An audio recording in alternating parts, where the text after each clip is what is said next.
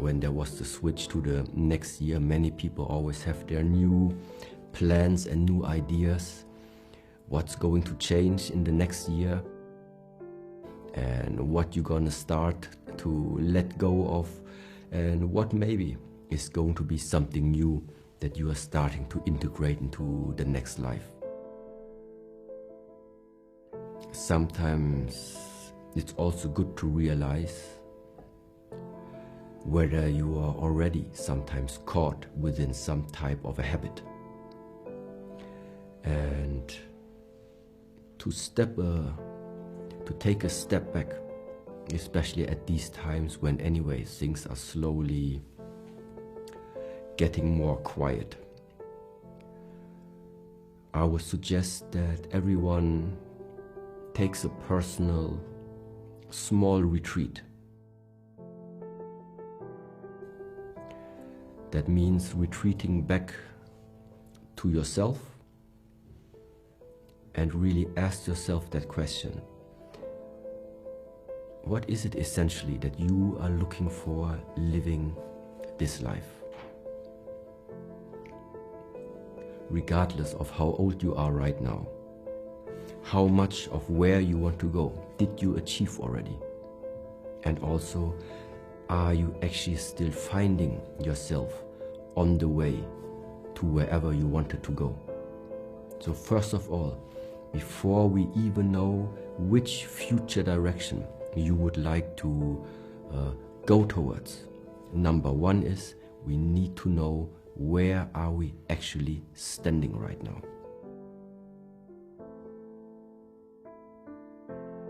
Observe your surroundings. They can give you an indication where you are right now. Look around you. One indication. Second of all, look inside of you. How do you feel about the way of life that you are at the moment living? You had almost 365 days from that current year right now. How do you feel about it?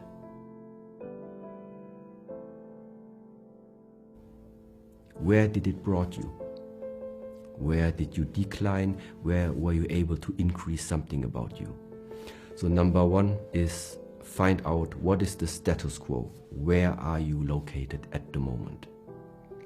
And it is similar, like sometimes in a few Buddhist stories we are saying, before you know in which direction to sail, first of all, you need to know where you're located. Because the journey is not for everyone the same. In the way of what we're trying to share, we are trying to share methods, certain principles. But ultimately what needs to be done is that an individual person is starting to take all of these methods and applies them very specifically to your own personal way of, let's say, understanding. Not just to stay in the world of thinking about these things, thinking about the outcome and thinking about what they just felt, because to manifest them and writing them down gives another quality to it, let's say. And so therefore, yes, what you want, what you create in the mind, it's all about manifesting.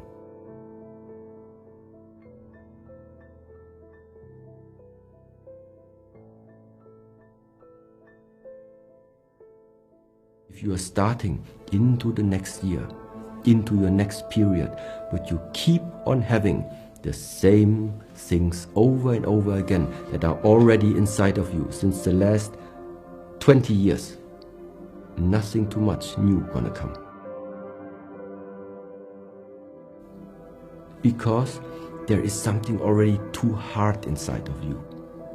You're stuck already with a conceptual view about how this life is supposed to look. And this is sometimes why we call, you have the physical practice to keep your body healthy and running along this lifetime. But then we have the spiritual practices. The ones that don't have so much to do anymore with the physicality. They have something to do with opening up, allowing your mind to get free of the concepts, get free of the things that have been accumulating inside of ourselves, and that from time to time then start to block ourselves. And this is why we have those physical practices, mental practices, and both of them, the more you're able to let go, the farther you're going to proceed.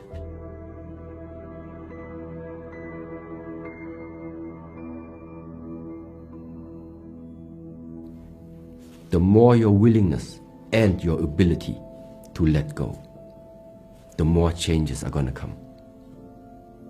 It's just like this. For new things to come, old things must go. And now, just as I mentioned, there is the willingness, first of all, to let go. And then there is your skill level, your abilities. Can you, even if you want?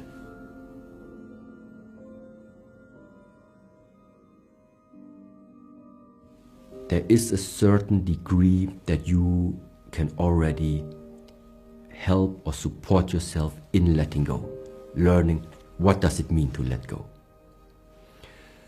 But sometimes there are also things that are caught within us that you just cannot reach by yourself.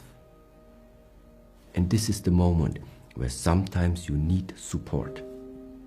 Where sometimes, even if the willingness is there and you even maybe can see what it is that is stuck inside of you, but sometimes you need a person, more persons, or sometimes you need an additional support to get rid of it.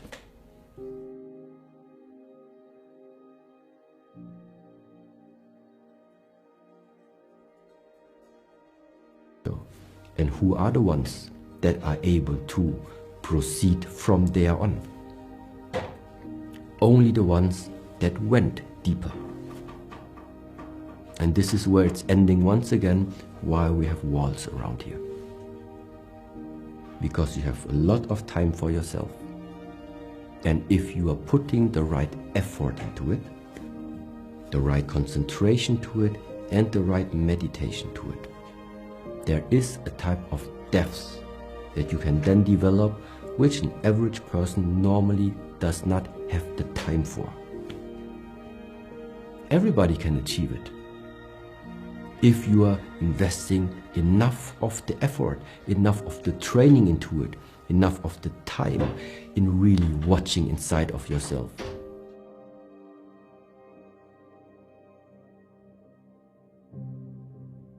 Let's say I'm starting my project, and once I'm clear for myself, this is the one I take, this is the one I take, then meanwhile I don't even have doubt that this idea in here will take reality. I don't even have that doubt that it will not take place. Because for me right now it is that I try with my intentions, just figure out right now, who else, what else do I need, what is it that is in my hands right now to make that plan come true, which obstacles do I maybe have to remove, and which other people or other things do I maybe need to take in that idea. And then it starts. If I have some people on my mind, the writing starts, the contacting starts.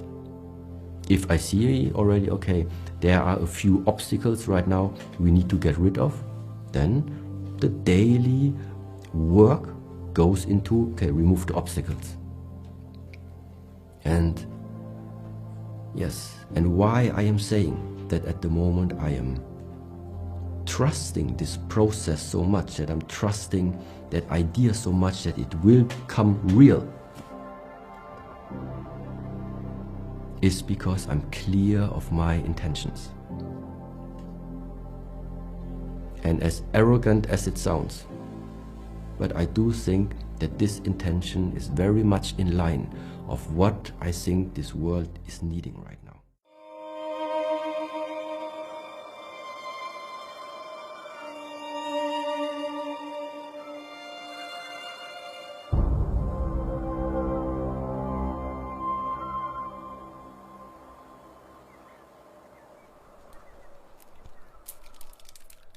We used to say in our tradition, for example, if something appears in your lifetime that you like, you see something that you like, or you hear something that you like, so something comes there into your lifetime and you like it, then we say, don't pull. Don't pull.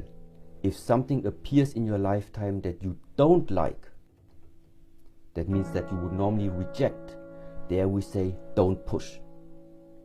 And where does it come from? And in this example, it means if I start to pull it towards me, so I like it, that's why I want to keep it as good as I can, and I want to bring it even closer to me than it really is.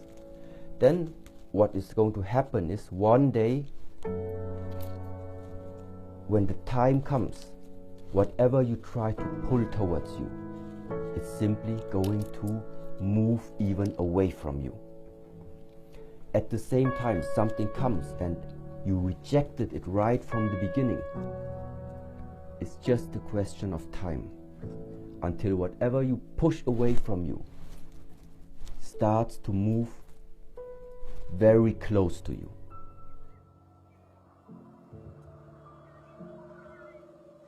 You just need to watch around you from the moment that we are born. From the moment that we are born, your amount of inhalation and exhalation is exactly 50-50. The amount of days and the amount of nights until right now, it's 50-50. Yeah, so that means it looks like this nice wave function, this wave form. And in many different traditions, it's a simple expression that we say, nothing stays the way how it is. Success never stays success, because success is based upon failure. A healthy person never will stay only healthy. He is healthy because sickness exists. A rich man never stays rich forever.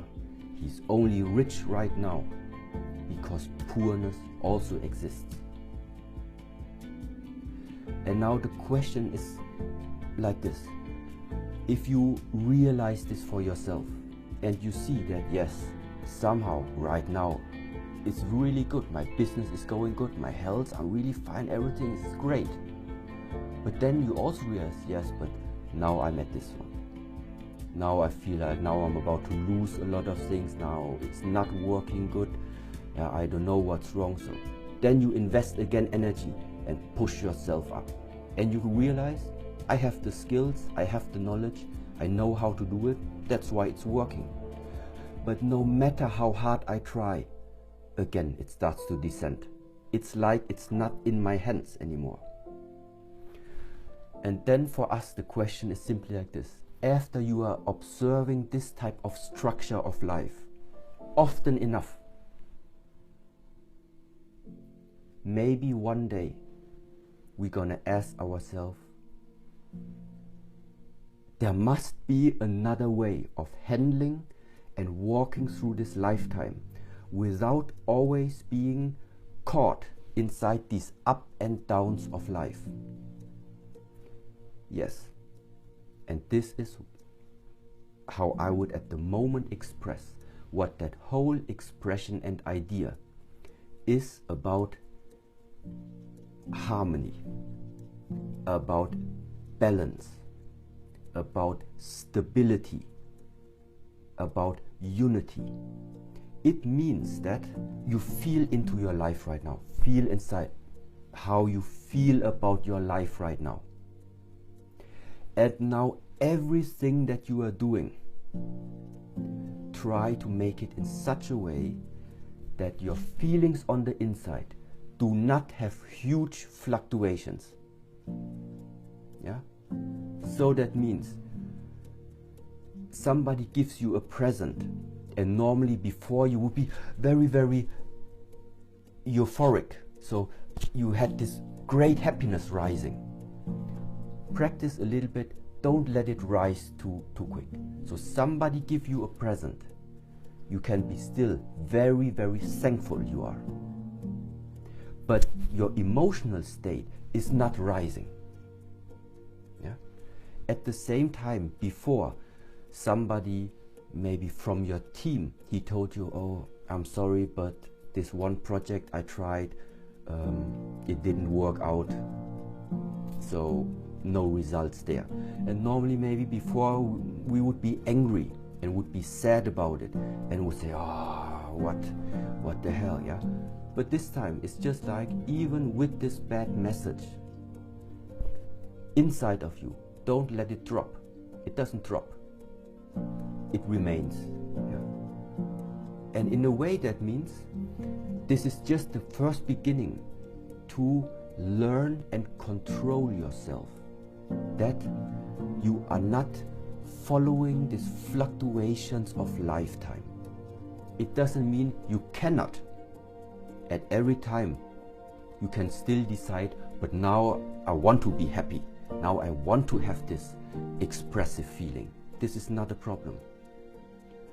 But only after you have learned that you can also remain in a stable state.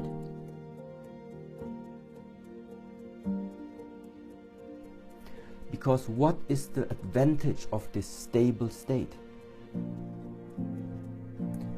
You know what you can build your life upon. No matter if you are going to be rich in this lifetime, you don't lose yourself. Yeah? If somebody insulting you very, very, very, very much, you know you are never going to lose yourself. There is that one person in this lifetime that that person cannot be raised more than he is, and he cannot be lower more than he is, because he has always been stable. No matter how many compliments you give him, he will always remain stable. He won't raise up. No matter how much you insult him, you cannot insult him, because you cannot get him down, because he is always remaining in the stable state. He's unshakable. And this is, in a way, maybe, and 100% compatible when it comes to striving for something. It's just that during the times things are going to change. Nobody in the Shaolin temple, not from the Shaolin temple in China, and not from the Shaolin temple here, and not in any other martial art aspect, has ever came out a very highly skilled master or grandmaster or teacher or instructor who did not somewhere in his mind had the willpower to strive for a better version of himself. Yeah? Those skills did not come from sitting and dreaming about having them. They came because you could see yourself evolving to a better version, and that's why you took the initiative and pursued that goal. And if this better version of yourself now involves physical skills, or if it involves mental skills, or if that if that additional benefit means financial wealth, at the end it doesn't really matter what it is. Yeah? It's always worthwhile to strive for something that you regard as important for your life. But now comes the point. we are regarding these things as important for our life. But now you ask yourself the question, what is going to happen when a martial art practitioner, you from the Shaolin temple, now you are still physically active. Now you can still perform a lot of different things. You can still express everything that you have attained through all this hardship and the training. But you're also getting old. So maybe in 5-10 years you can't do all of this anymore. So how are you going to feel about it? If I would have not stopped, or if I would have not paid close attention already, to not rely my being only on these physical abilities, it would probably be really hard. It would be really hard to realize that others, they are younger, others, they are having more time for training even. So it's impossible to rely my being on something that I have attained. Something that you have attained, you are going to lose. Attainment is there because you can lose it. But attainment also means it's not you. You are the one who can attain things. That's why don't identify yourself with the attainment. Don't identify yourself as rich. You can be rich, but you are not richness. Because richness will leave you one day. But if I can be rich, I can be rich. But if this richness one day leaves, well, then it left, but I am still me. That's the difference. I can be a successful person, but I am not success. Because if you are success, you're gonna lose it. Yeah? And so this is it's just a small mental switch, I would say, that makes the difference. Yeah? It is absolutely irrelevant, and it's 100% compatible if somebody decides he wants to have and live a very expressive way of life nowadays in the 21st century. That is the freedom that you have right now. That is the purpose why we all are able to live a life, to find a way.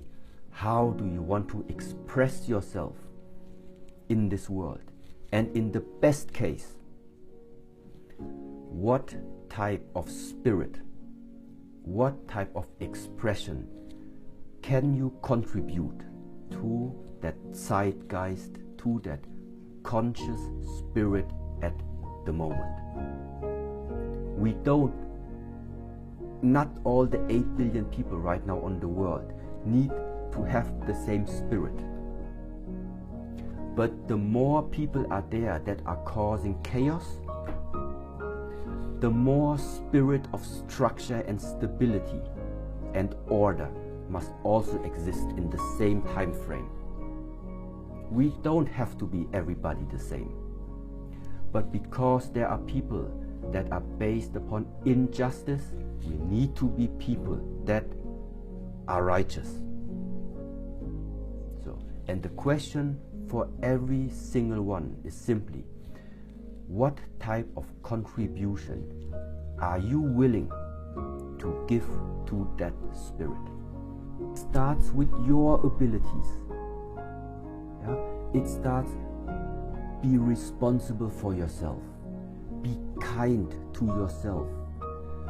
Feel yourself the thankfulness about this life, the thankfulness towards your parents. Yeah? You need to feel it first.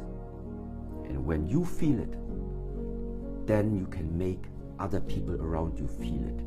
because you know what type of feeling it is that you want to transmit to them. And this is what life is about. It's the transmission of feeling. Yeah? And this feeling is separated from the way how things look on the outside. Somebody can ride the bicycle and he has that feeling. Somebody can lay on the beach and he has that feeling. Somebody can practice the martial arts and he has the feeling. Somebody can just film his video and make his footage and he has this feeling. It's not on the outside how it looks that what is important, what is the value of all of this. It is the feeling which is underlying all of this. And that's the only thing that amongst 8 billion people, what would be able to have in common, a feeling, never the way how we live our life. Only 13% of you have got the notification bell pressed. Hit that button. I have about 5 new projects coming out and I want you guys to see it. The subscribers aren't getting to see it at the moment, so I want to hit that notification bell. Go do it right now. Go on, guys. No, you don't have to really, but if you can, hit the notification bell. Have this inspiration in the mind, and then they start to manifest because they know that mind is so powerful. I am capable of doing it. So they use the power of the mind to manifest something and either benefit themselves or maybe benefit others. But it is the same powerful mind which for other people then at the same time is creating the fear. But instead of understanding, yeah, but it's the mind, I just need to switch it over and make it useful for me. No, they stay inside the fear becomes more, the powerful fear becomes even stronger, and then it becomes so strong, the fear, that it even blocks people in doing anything.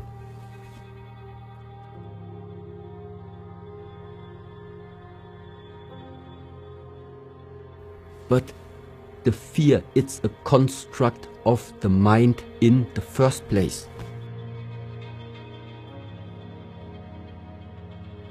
You fear that you get a car is going to hit you tomorrow. Yeah, hello, we are not tomorrow. We are here right now. Why you think about tomorrow the car could hit you? Who says it's going to happen? And where is the evidence it's going to happen? Where's the evidence it's not going to happen? You don't know. Stop thinking about tomorrow. The music is playing here right now.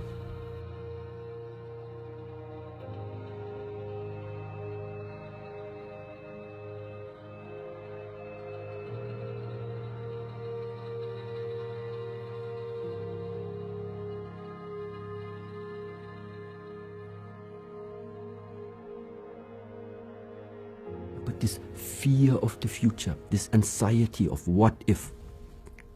Yeah, what if and what if not.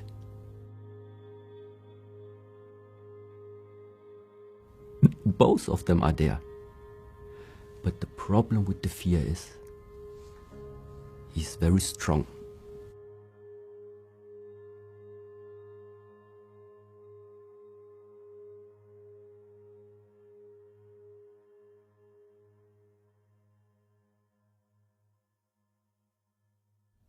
Fear is just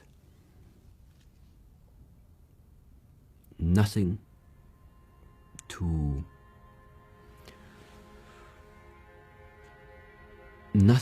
let your life be determined by.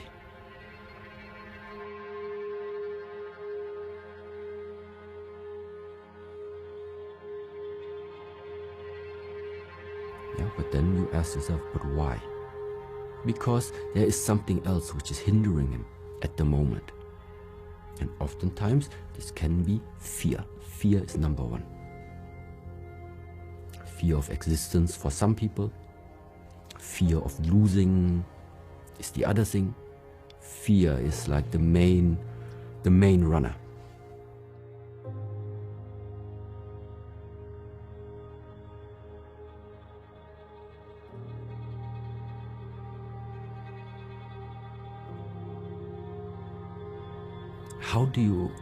How do we deal with fear, for example? It's just like this. Fighting is not fun. Fighting against somebody else who also is trained, and then even if you have like gloves on, doesn't matter. It's quite painful sometimes.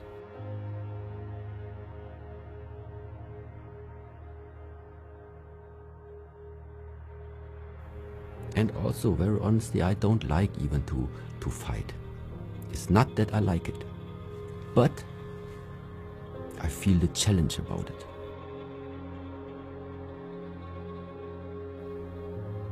I feel how much I need to like jump over myself now to go out there, and just even if it's just training. So that means for a martial artist normally, it becomes like a different perspective when it comes to fear, because it's all the time when you walk out there.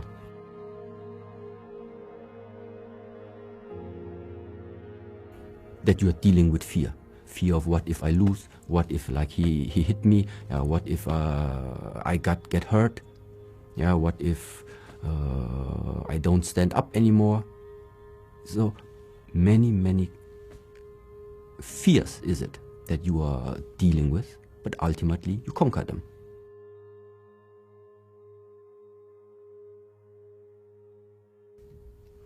The outlook on the rest of the life looks different. It changes something inside of you. It changes the perspective, how you are looking at things, where you see other people, they are living in fear, but fear of nothing. Fear of something they have created with the mind. People have this inspiration in the mind, and then they start to manifest, because they know that mind is so powerful. I am capable of doing it. So they use the power of the mind to manifest something and either benefit themselves or maybe benefit others. But it is the same powerful mind, which for other people then at the same time is creating the fear. But instead of understanding, but it's the mind, I just need to switch it over and make it useful for me. No, they stay inside the fear becomes more, the powerful fear becomes even stronger, and then it becomes so strong, the fear, that it even blocks people in doing anything.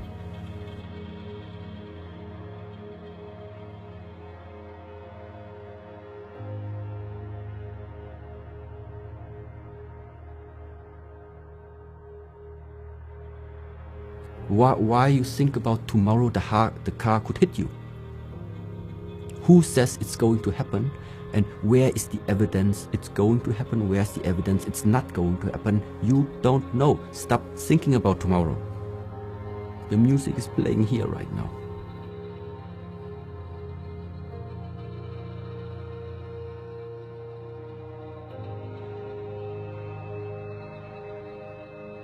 The fearful part is one day you look back and say, you have wasted your lifetime.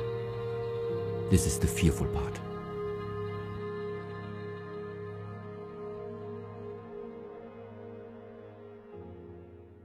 If you want to support us at Mulliganbrothers.com, everybody who has been buying the journal ready for 2023, go follow us on social media at Mulliganbrothers. Have a blessed and productive day, and I'll see you in the next one. No one is born as a superhero.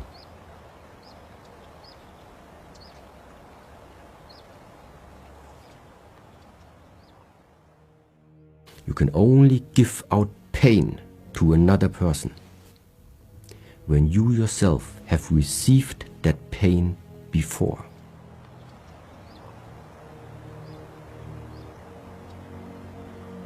If I start to do some type of training, no matter what it is, at a certain point I am reaching my level where I either feel the exhaustion Or sometimes I'm also feeling the level of pain that I'm able to take. Now the question is, what are you going to do exactly at this borderline?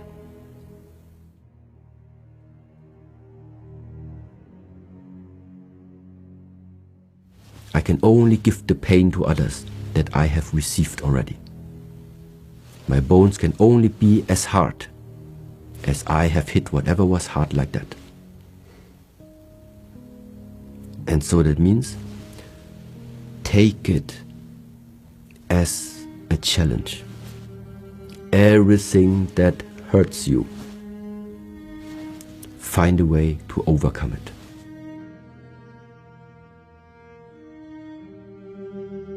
Everything that you feel is difficult for you, find a way to still do it. As long as you can do the things, stop listening to the mind.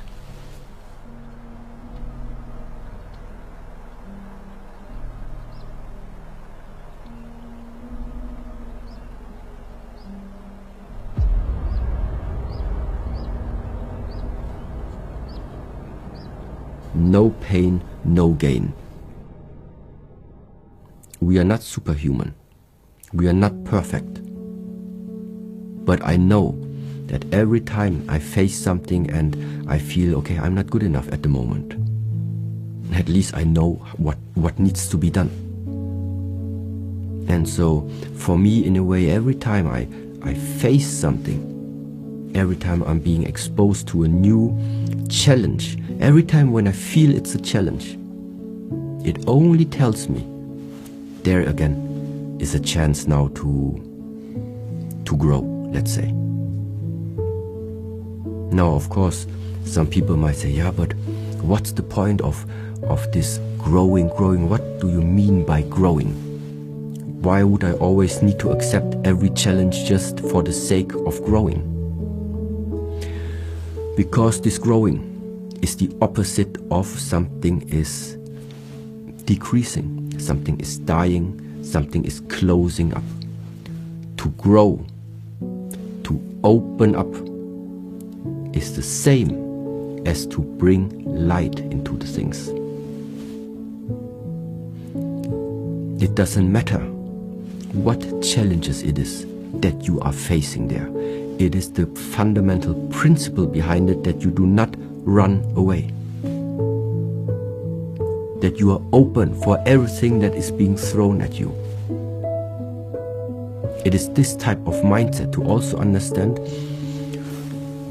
I didn't ask for an easy life. I take what comes. If it leaves, I let it pass.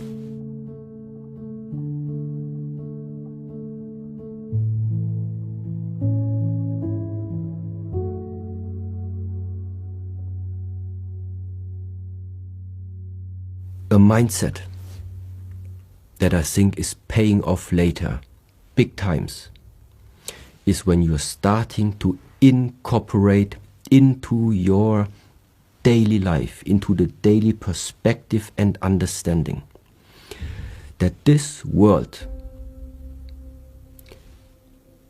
has not been created for you to only enjoy the peaceful aspects about it. Regardless of where you are born, with which, let's say, prerequisites you have been born into this world, everyone is going to face challenges.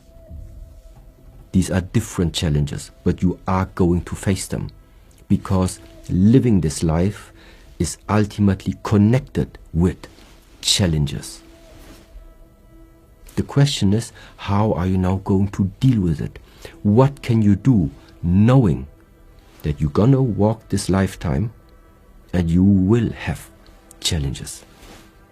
Mental challenges, physical challenges.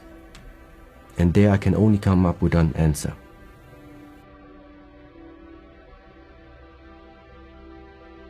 Prepare yourself. prepare and condition the mind in such a way that you are first of all not starting to run away. There are two things in that, let's say, warrior mindset, if you call it like this, to be avoided. Number one is to run away. Because running away means that whatever just came into your life, you can't learn from it anymore, because there is again distance between that new situation and yourself. And at the same time, there is no connection, meaning you can't have an influence on it. So therefore, number one, face it.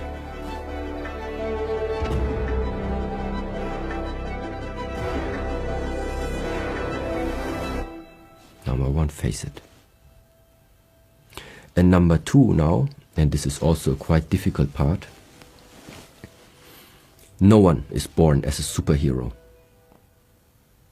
And nobody is naturally born as being a strong and confident personality.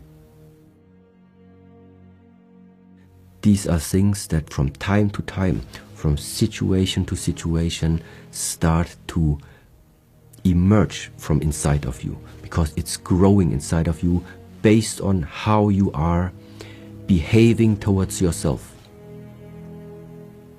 And now after finding yourself in a situation that is challenging to you, it also takes a different type of mindset to also be able to say that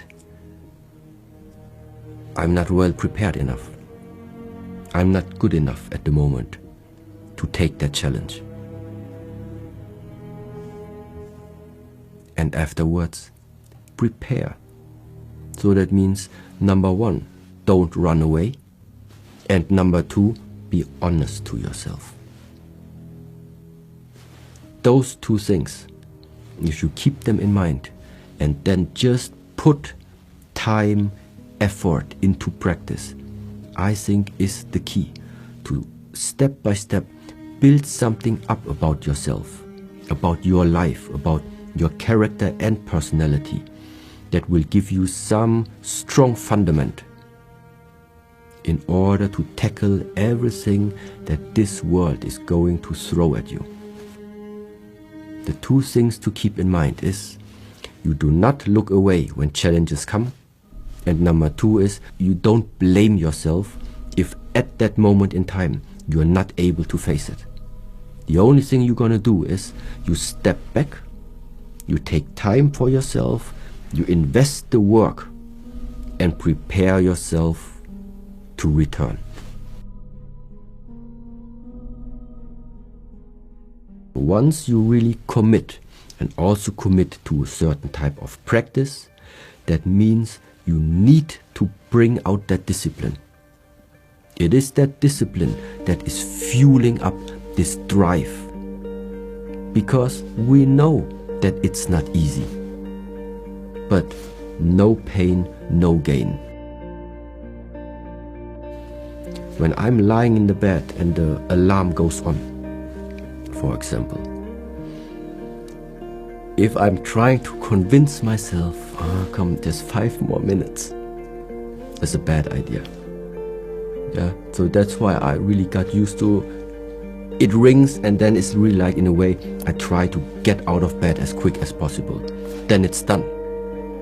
But in the moment where I start to get comfortable again, it becomes just more difficult. Yes, because that mind always wants to trick you and test you and challenge you.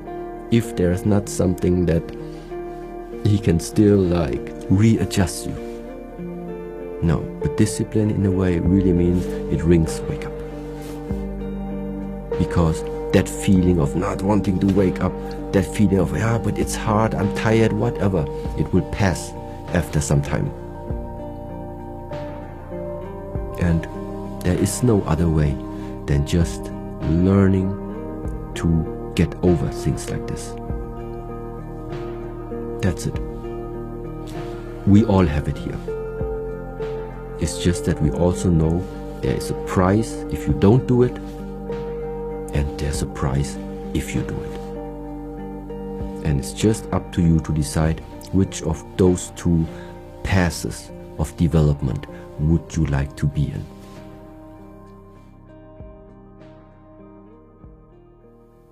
At the same time now, like looking out at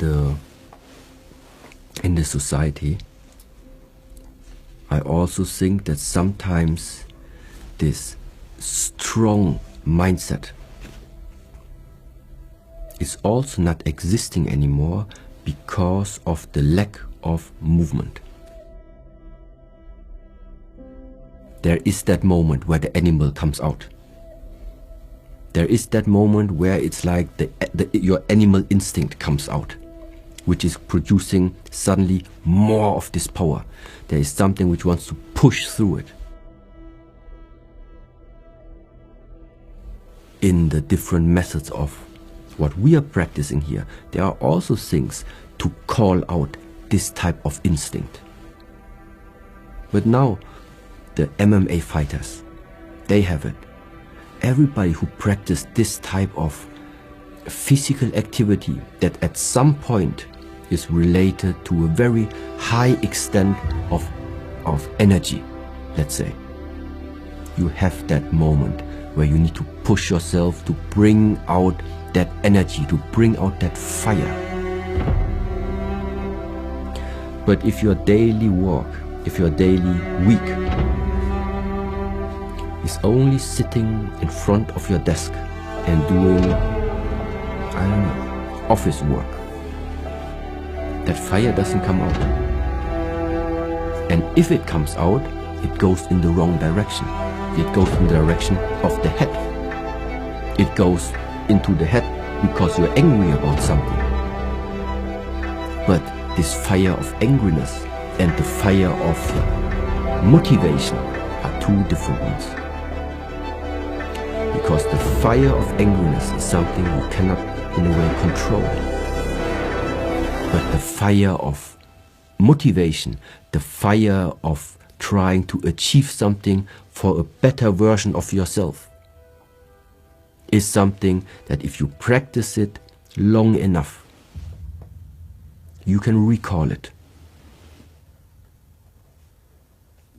Because you have that fire inside of you.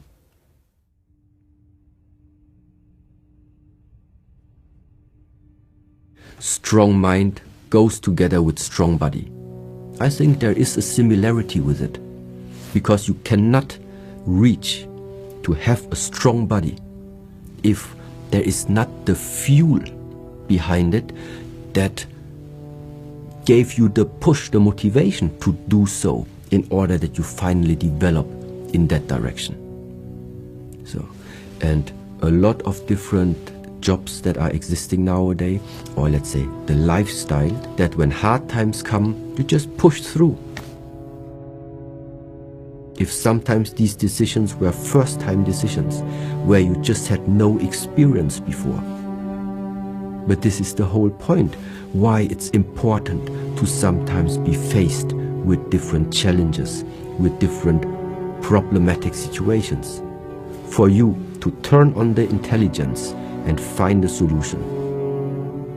But if after the first time you're already giving up, then there's no outcome. Then there's nothing that you have learned.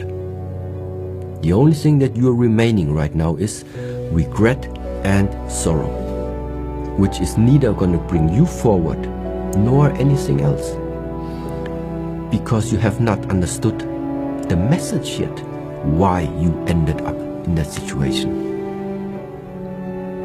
You need to overcome it.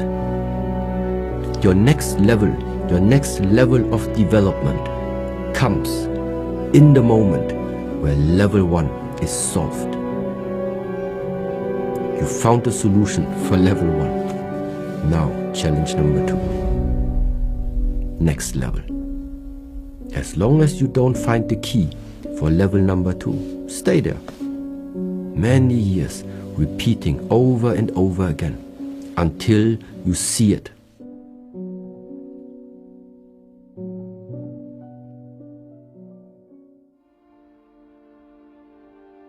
If everybody would have the ability to bring out the self-discipline.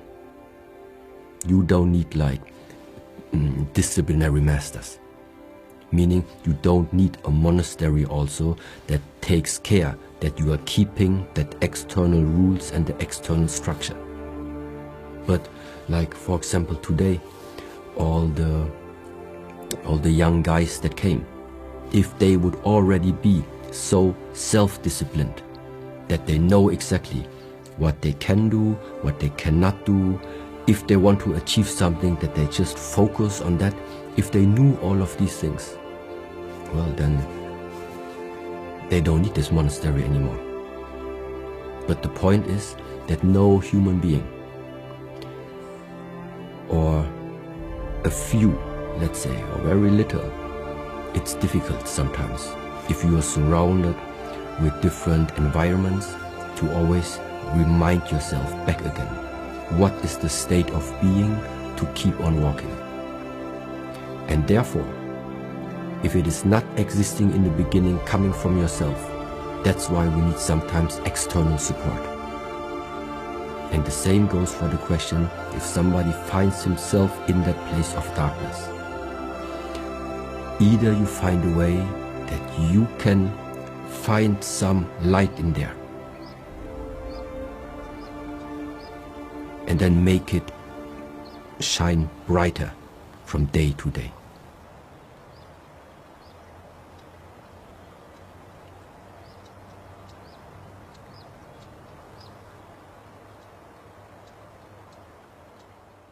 Once the cup is empty, now it can be filled up again.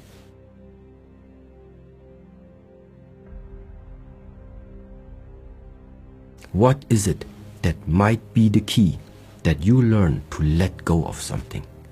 And this letting go is of course going to be uncomfortable. Why? Because it is something that no one normally in our school systems, you don't find the subject how to let go. You find the subject how to get more. And so that means in that moment when people are getting confronted the first time with this type of teachings, it's uncomfortable.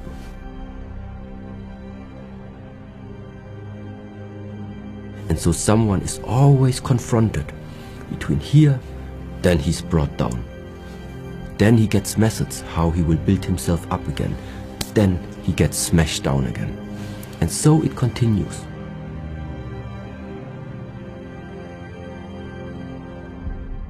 Every time when we as humans feel something is lacking, the answer is just consume more, which means just go out and look where are you going to find something that is going to fill up that gap, to fill up that hole that you are feeling. That is the approach that we have outside.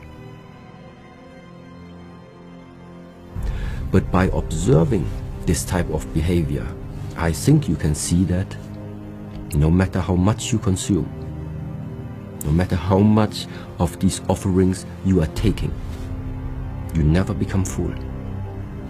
It's always only a question of time until your new desire starts to arise.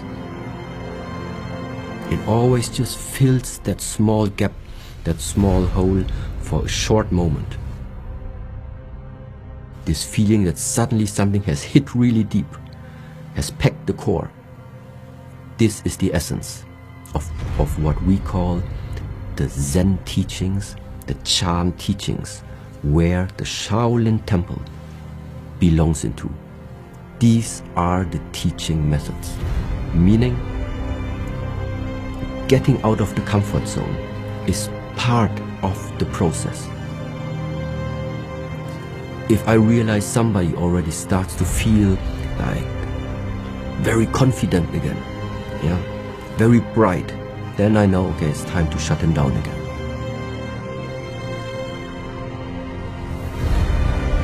So someone is always confronted between here, then he's brought down. Then he gets messaged how he will build himself up again. Then he gets smashed down again. And so it continues. Last week you said I should do like this. So you told me to go in this direction. Today I'm asking you the same question, but you are telling me I should go in that direction. And I said, yes. 3 weeks after, Shifu, now you tell me 3 different things. This direction, that direction, and then once again, you're telling me in this direction.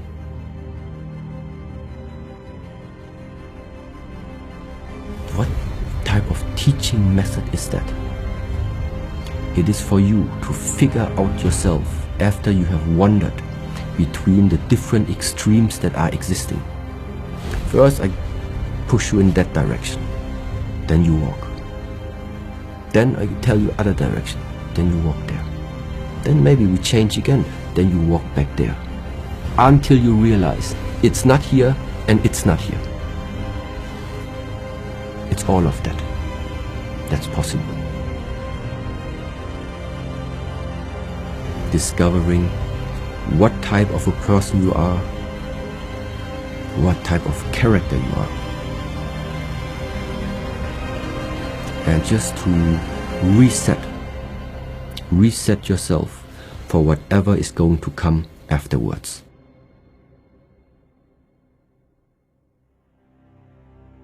So, and ultimately, what for? Why should a disciple go through all of these, this type of education?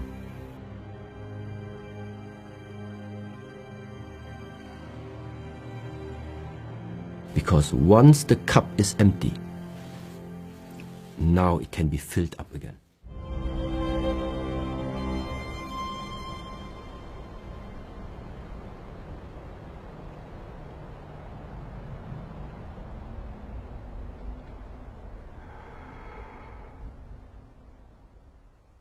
Today we are famous, and today we are very proud of the Shaolin warrior monks. Why are we always keeping up that word warrior monks? Because they are expressing something. They are expressing something which, when you can feel it, you feel it's something very special to have nowadays. To not give up when the times are getting hard. It's not just the Shaolin who are living this type of spirit, but they also possess it.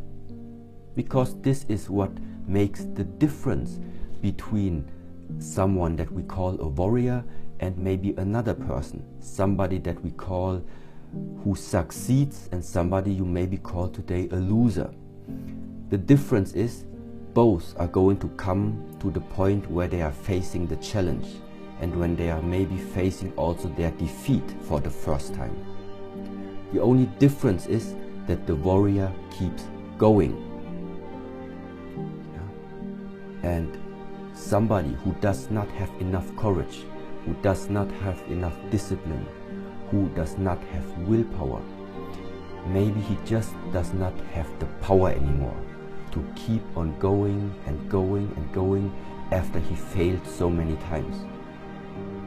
But because of these failures, because there is something inside of you which feels that you don't want to fail the 4th and 5th and 6th time anymore. Because of this, something else inside of you starts to become very, very strong. We can try in the beginning to remove ourselves a little bit from the wording, because I think everybody who hears the word warrior, you will already have something in the mind what he is considering a warrior to be. We can take any successful person nowadays. I don't think that this person reached his success or reached his position where he is at the moment without having some guiding principles in his lifetime. And one of them certainly is structure. I don't think he reached that point by just doing what he wants during the day. Maybe right now he's in the position that he can do what he wants. But how he got there is not by doing what he wanted. He put himself a structure, he put himself a guideline. And no matter how he felt during that day, this was the code, this was the mission, and this is what he kept. If you feel tired or not, yeah? If you are in the mood to do it or not, you had your structure and you kept it. Don't lose sight. Don't lose sight. Be open of what the future brings. Yeah? On the one side, it's also very important to not have too much fixed goals in your own life. So that means don't make too concrete pictures in the mind of how the future should look like. But what all of life's purpose, all of the 24 hours day you do have, is that you can shape the direction of where those goals are going to appear. So it is the direction, in a way, that we are shaping. It starts really with the simple things. Even so that we're in the 21st century and the possibilities of doing and exploring this world are so huge, it doesn't mean that you should freely do what you want at all times. This is not the way of how in the monastery, in the Shaolin temple, we are regarding it as a healthy way of growing. To discover, to explore, to make something from your journey means you need to walk. We need to be active. But now the question is, when you look at your 24-hour day, how much of this 24-hour day is it active, and how much of it is it like waiting, sitting, and passively observing?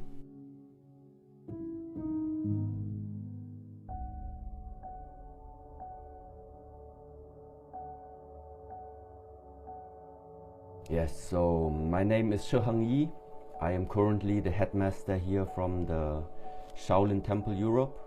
Father, he wanted me to start practicing with the age of 4, to just join a Shaolin school nearby here in Kaiserslautern, Germany, where I just start my practice. I stayed with whatever I started with and never really gave up on falling into different directions. There came some hard times where I really wanted to give up and didn't follow up anymore on the martial arts side, but my father, in that sense, he never gave me a choice to even consider of quitting something that I started so early in age. In the very beginning, also for me, I have to say that every time I watched the Shaolin movies and every time something about Shaolin came onto my mind, in the first place, I was always limiting it in a way to the physical aspects and meaning to the physical abilities of these people, of these persons who were practicing the Shaolin arts. But now, after 34 years, it's, how can I say, it is a very, very important aspect, the physical training. But there will come the time when you simply have to realize that it's impossible to keep up this physicality on the long run. No matter how much performance you can deliver at this very moment. But just due to the simple facts of we are getting old, we are having more restrictions inside our body, it's impossible to keep up that performance on the long term. So therefore, it becomes very, very relevant that there are other aspects about the human, about yourself, which is more sustainable and that you can keep up for a much, much longer time. I became better because I compared myself with others. I saw how others were doing their performance. I saw how skillful other people were. And that's why I looked up to them in the beginning and tried to ask myself, okay, they can do it. How can I try and get to that point as well? And so that means competition and that competitive mind in the very beginning was an important aspect of, how do I say, of challenging yourself and of also trying to get the best version out of you. But meanwhile, things just have shifted a little bit. And the purpose right now, why I'm training, why I'm still pushing myself, now it has shifted that I don't have the competitive mind in comparison to somebody else, but now it's really to myself only. And that means that it's endless in a way. It becomes endless, this path of how much you can grow, because you simply just take yourself as that one person that you try to improve. And at the same time, because now it's yourself that you are taking as this idol and as the best version comparison, this also means you have a much deeper insight into the person that you're comparing yourself with. Because before, you saw the physical abilities and you saw the skills of another person, but sometimes you didn't see their character. But now, because it is yourself that you are facing with, now you can dive much deeper into what you are actually made out of.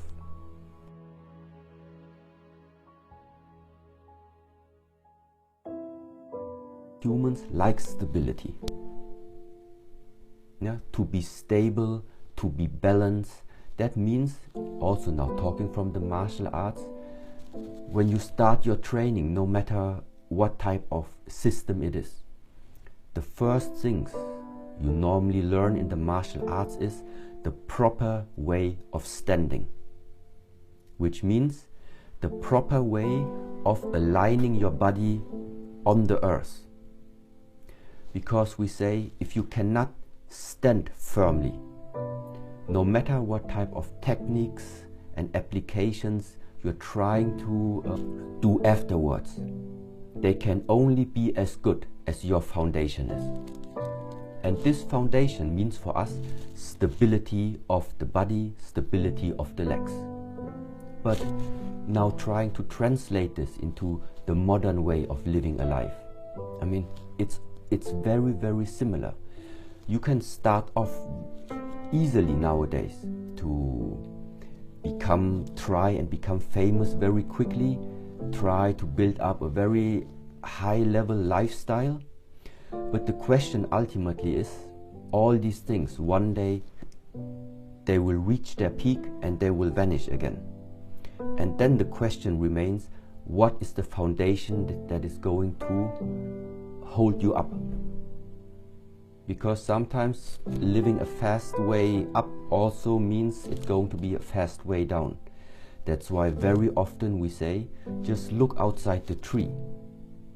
It does not happen in the whole universe that you are planting this tree on one day and 1 week after you have that huge tree standing in front of you. It's just not happening in this world. When it comes to such a word like balance, it's not that you know from the mind that you do something about it. It is because you can feel that something needs to be done. It's like if you try one day, maybe when you have a child, and try to explain to him how to ride the bicycle. You can tell him, in order to ride the bicycle, you need to learn to be perfectly in balance. So the left side of your body and the right side, there must be 50-50 of weight distribution. Front side, back side, 50-50. It doesn't matter how long we are going to explain it to the child. You know that the child understood what balance is in the moment where he can ride the bicycle. Because then you know he just discovered something. Now he has it. So, and the same is like now for us. So that means Now it's not the bicycle that we are riding.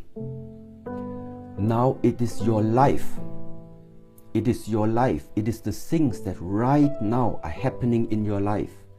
It is the amount of how many bad messages, let's say, are you receiving at the moment. Yeah?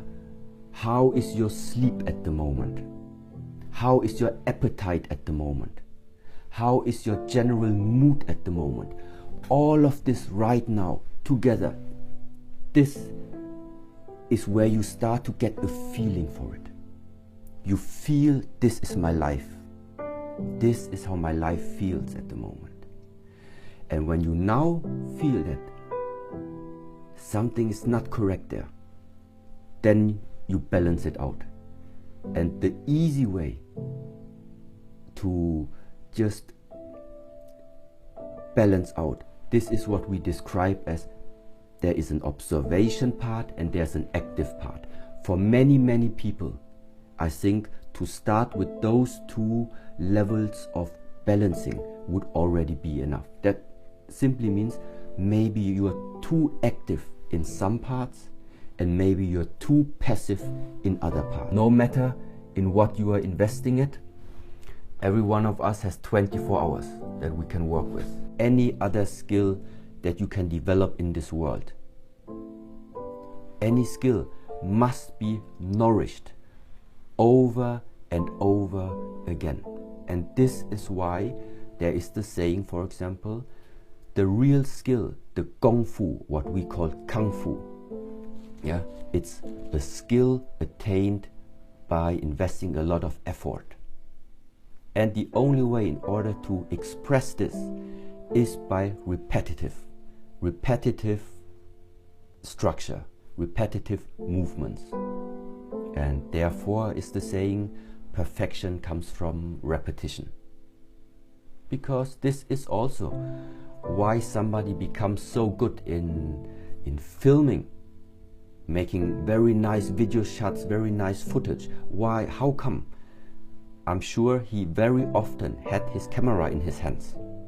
Somebody who is practicing or is in the martial art fields, his lifetime, his 24-hour day must be filled with martial art way of life.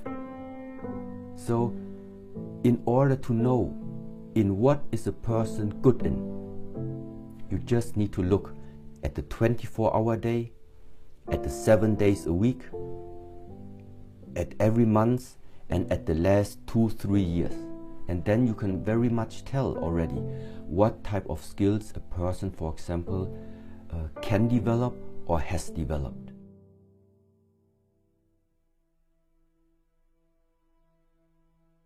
If something appears in your lifetime that you like, you see something that you like, or you hear something that you like, so something comes there into your lifetime and you like it, then we say, don't pull. If something appears in your lifetime that you don't like, that means that you would normally reject. There we say, don't push. So I like it. That's why I want to keep it as good as I can, and I want to bring it even closer to me. Then what is going to happen is one day when the time comes, whatever you try to pull towards you, it's simply going to move even away from you. At the same time, something comes and you rejected it right from the beginning.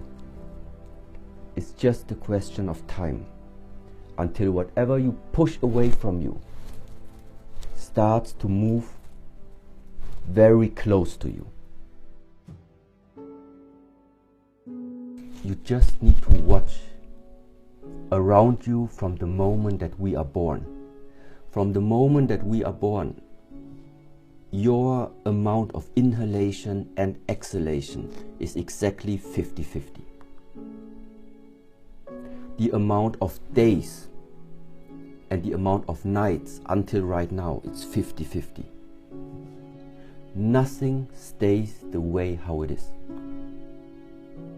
Success never stays success, because success is based upon failure.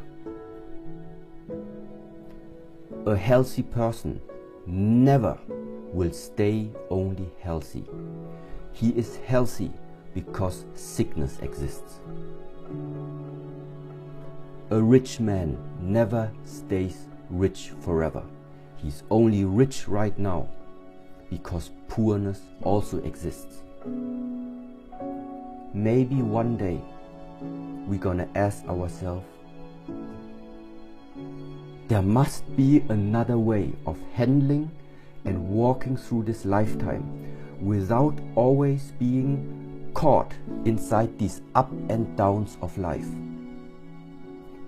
Yes, and this is how I would at the moment express what that whole expression and idea is about: harmony, about balance, about stability, about unity. No matter if you are going to be rich in this lifetime, you don't lose yourself. There is that one person in this lifetime. That person cannot be raised more than he is, and he cannot be lower more than he is, because he has always been stable. No matter how many compliments you give him, he will always remain stable. He won't raise up. No matter how much you insult him, you cannot insult him, because you cannot get him down, because he is always remaining in the stable state. He's unshakable. It's always worthwhile to strive for something that you regard as important for your life. Something that you have attained, you are going to lose. Attainment is there because you can lose it. But attainment also means it's not you. You are the one who can attain things. That's why don't identify yourself with the attainment. Don't identify yourself as rich. You can be rich, but you are not richness. Because richness will leave you one day. But if I can be rich, I can be rich. But if this richness one day leaves, well, then it left, but I am still me. That's the difference. I can be a successful person, but I am not success. Because if you are success, you're gonna lose it. Yeah? And so this is it's just a small mental switch, I would say, that makes the difference. How do you want to express yourself in this world? When you set yourself a mission to have the vitality, to have the power, to have the mindset, to have the determination, yeah, to have the willpower, just as we know them from the Shaolin warrior monks today. And it's not just in our tradition where I am coming from right now. These were the idols that I grew up with. But maybe if you would talk to another person which maybe has his descendants coming from Japan, maybe he would take the Japanese samurai as an example of the warrior codex. Maybe you go to the United States, I don't know, maybe over there you can take the Navy SEALs as an elite special force, which is also expressing a very powerful mindset in many different ways. So different cultural traditions had different idols, different type of powerful spirits that you can look up to. And from where I come from, these were the warrior monks. Hardship is never easy. When it comes to the pure practice of the martial arts, So the Kung Fu training, there is an expression which is sometimes called, if you make this education to a Shaolin master, to a Kung Fu master, you are normally walking through the valley of pain. Yeah, this is how it's expressed, because it involves a lot of physical conditioning, a lot of physical challenges that you need to cross. That means it happens in the stretching, it happens when you are just building up your stamina, it happens when your body starts to grow, it happens in every single aspect that you need to challenge your body, and you need to challenge especially the mind. So this is the one side of it. But by far more difficult is really to decide how committed are you to really do something about your life.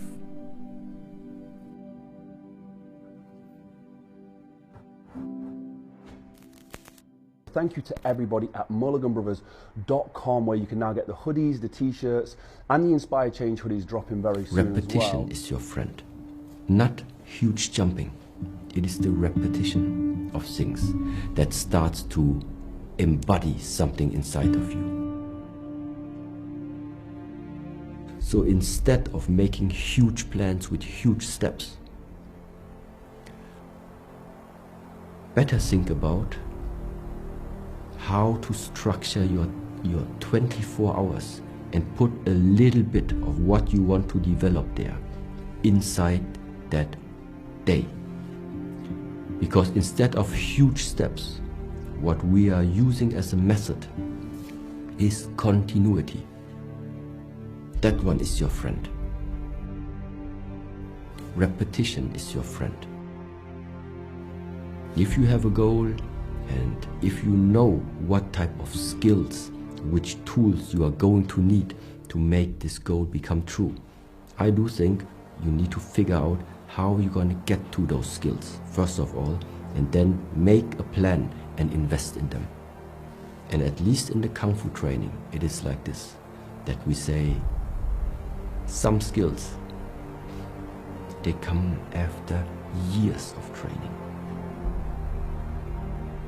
You might feel the benefit of a certain skill already pretty soon, but ultimately it's repetition.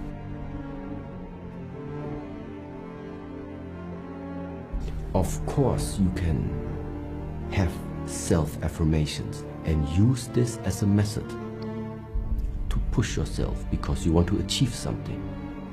But from time to time, it's really necessary to test yourself. You talk to yourself, you give positive feedback to yourself, you give affirmations to yourself. You can create an image about yourself. And then from time to time, you need to make the test.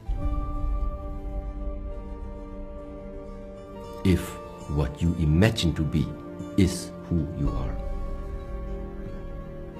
That is the important step. Because if you do not do the testing, then it's pretty easy that sometimes you're going to get lost in the world of your thoughts that sometimes have nothing anymore to do with how life for you really is.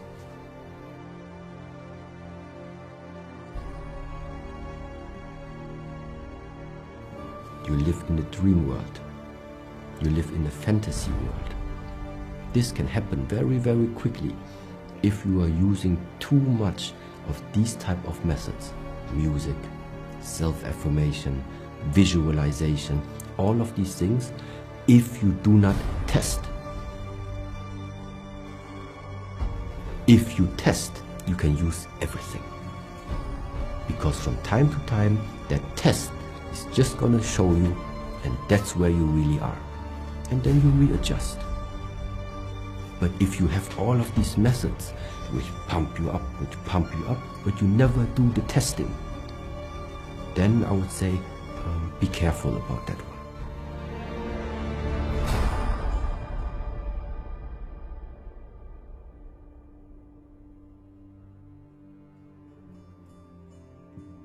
So I think there is something which lies in our hands, and there is something which sometimes is not dependent from whatever we are doing.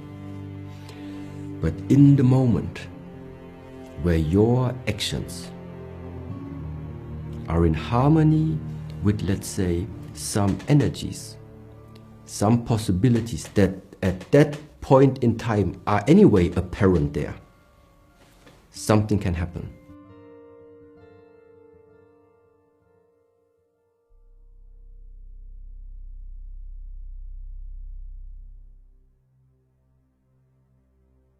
Before you know in which direction to sail, first of all, you need to know where you're located. Because the journey is not for everyone the same.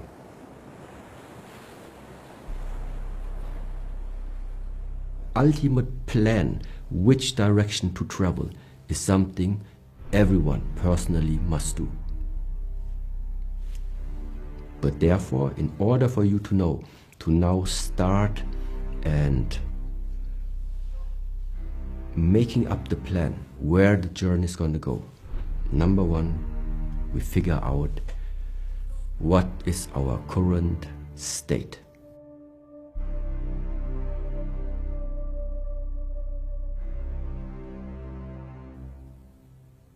I do think that if you are looking at the world already with predetermined concepts, looking at the world already with some type of expectation, then it's going to be very difficult to really see how the things are.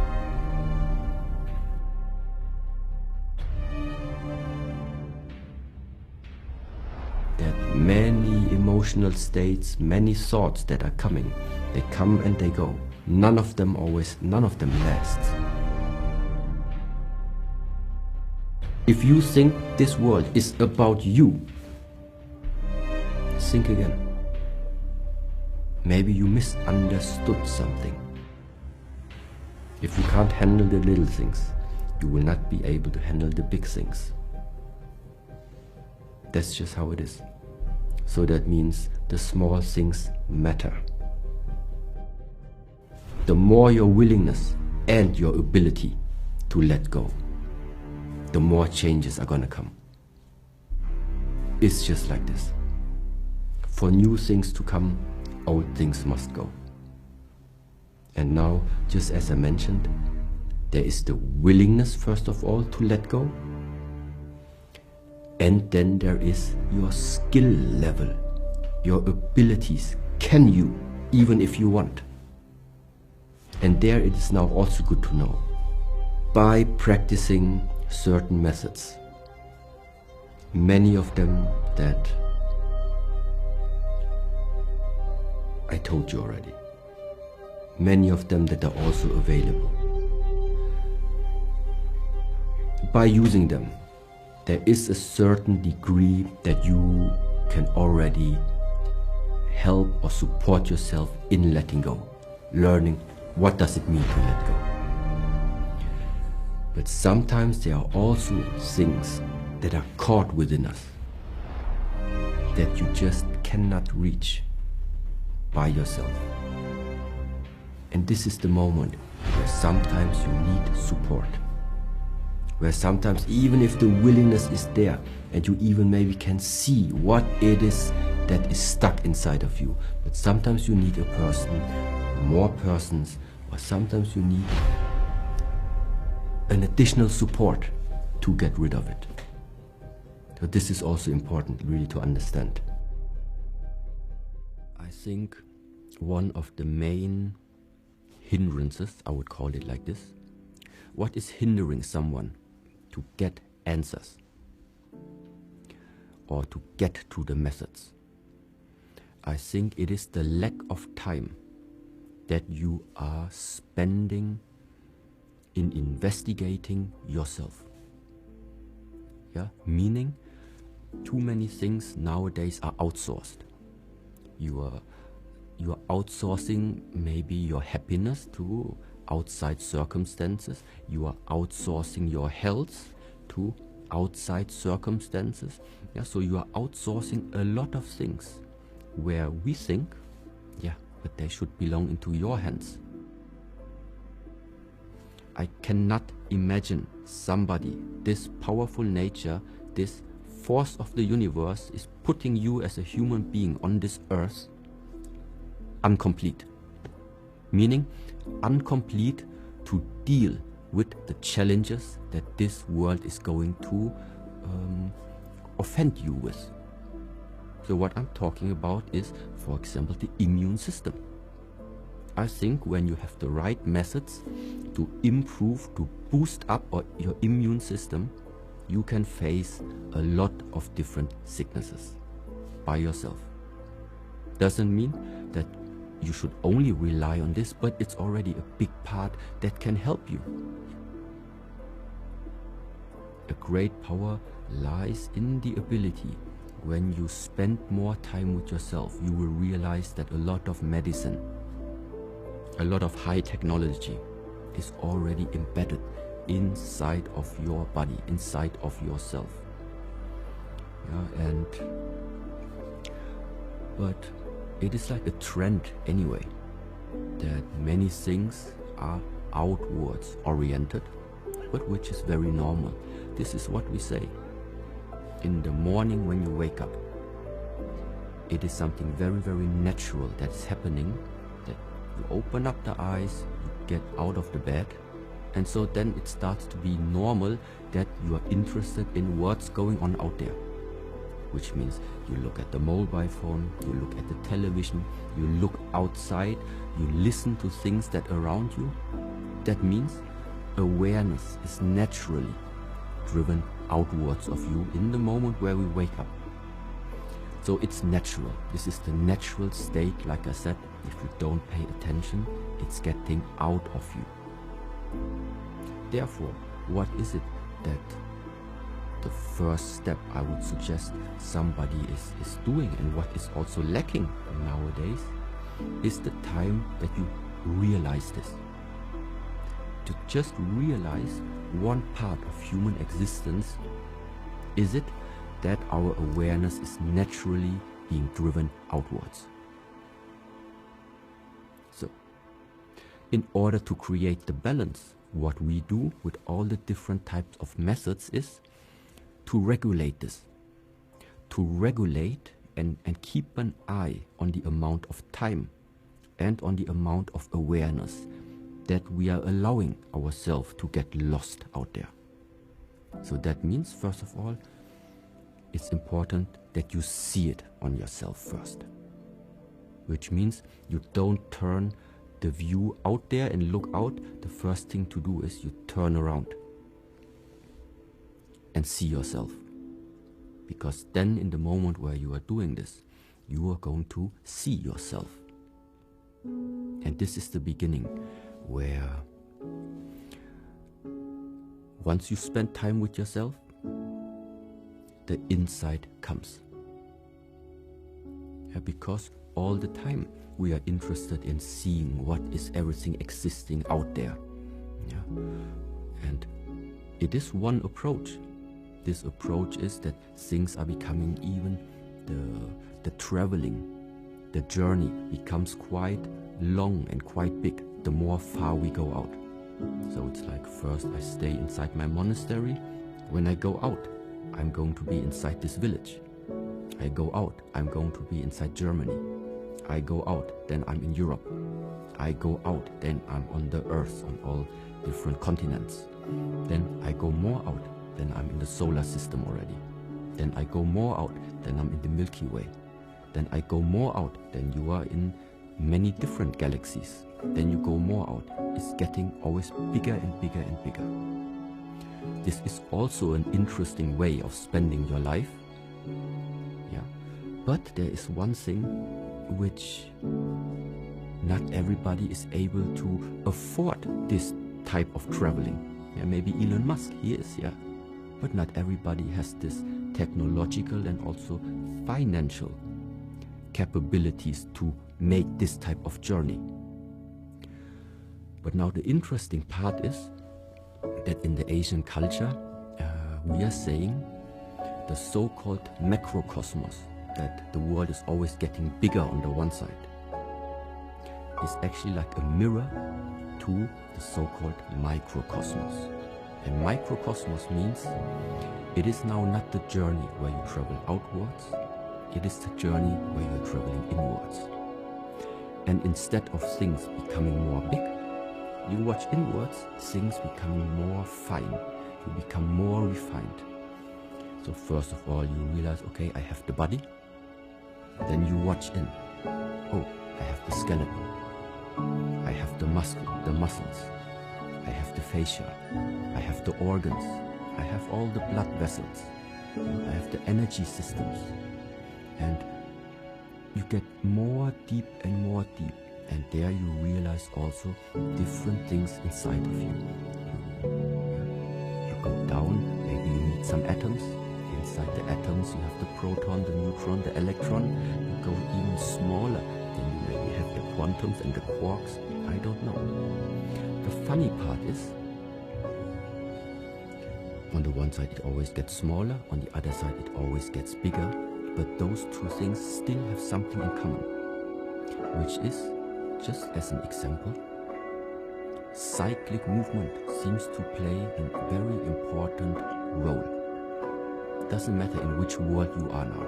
When you are in the outside world, yeah, our Earth is turning, yeah, we are turning around the sun, the solar system is turning, our clock is turning, a lot of things are turning, yeah, and you go down, our respiratory system is connected in a circle, let's say, the inhalation, the exhalation. Our heart, how the heart is pumping the blood, let's say, through our body, is also a circular system. And the digestive system, the way how we exchange energy with our surrounding, get it to us, yeah, it's happening in cyclic movement. The atoms are moving in cyclic movements. So there is something in both of these areas that remains the same. And this is one type of where I say to investigate and understand the rules on which you play the chess, or on which this life is based upon. Because then things become a little bit more helpful. Because once you know that there is this cyclic movement always and always, then at the same time you also know, if you do not want to waste energy, you try to reduce, for example, the amount of linear behavior, linear movement that you are doing in this lifetime. Meaning you investigate something that ultimately anyway comes to a hard stop. Yeah, but what does this hard stop mean? It means that all the energy that you have invested on one point is just going to vanish. Yeah, but this is kind of pointless. So what is it that you can then do? Transform. That's why we call it transformation, is something really important. Because transformation only means it maybe doesn't look like the initial investment of your energy. It is because this energy is able to take different forms and different shapes, but it's still the same investment from your lifetime that you gave into this life. Right now we have 8 billion people in this world. Everybody has his own ideas and his own expectations maybe.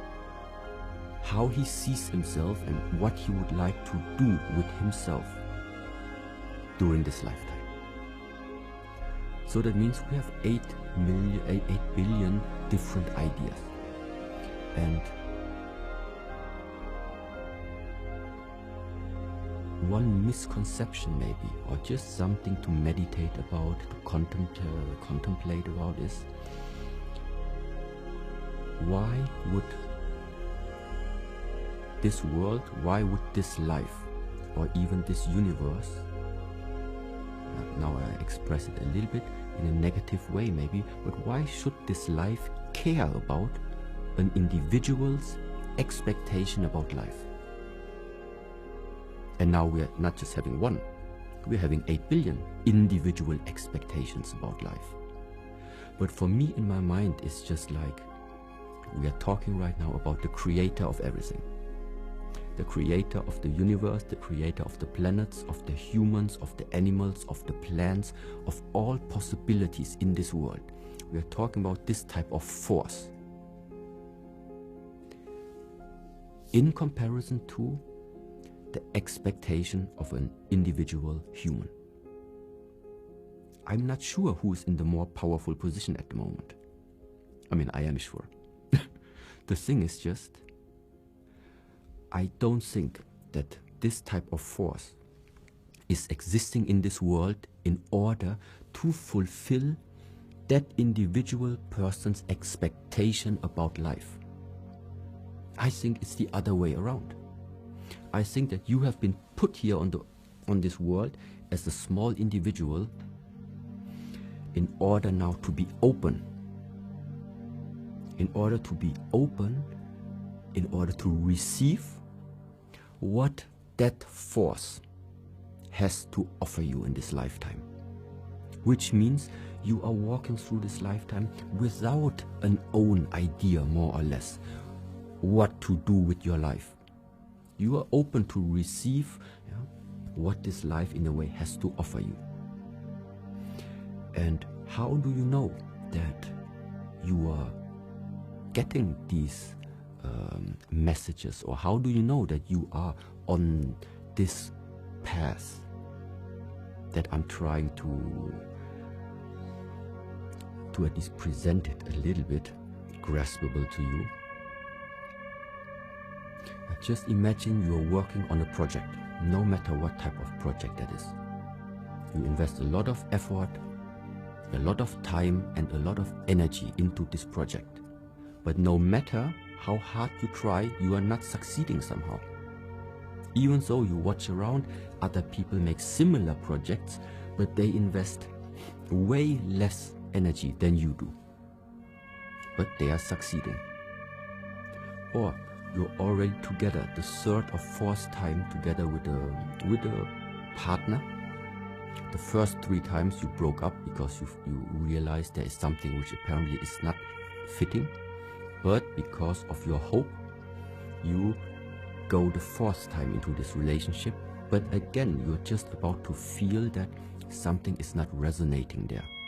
And no matter how much you try, it is hard for you to make it work.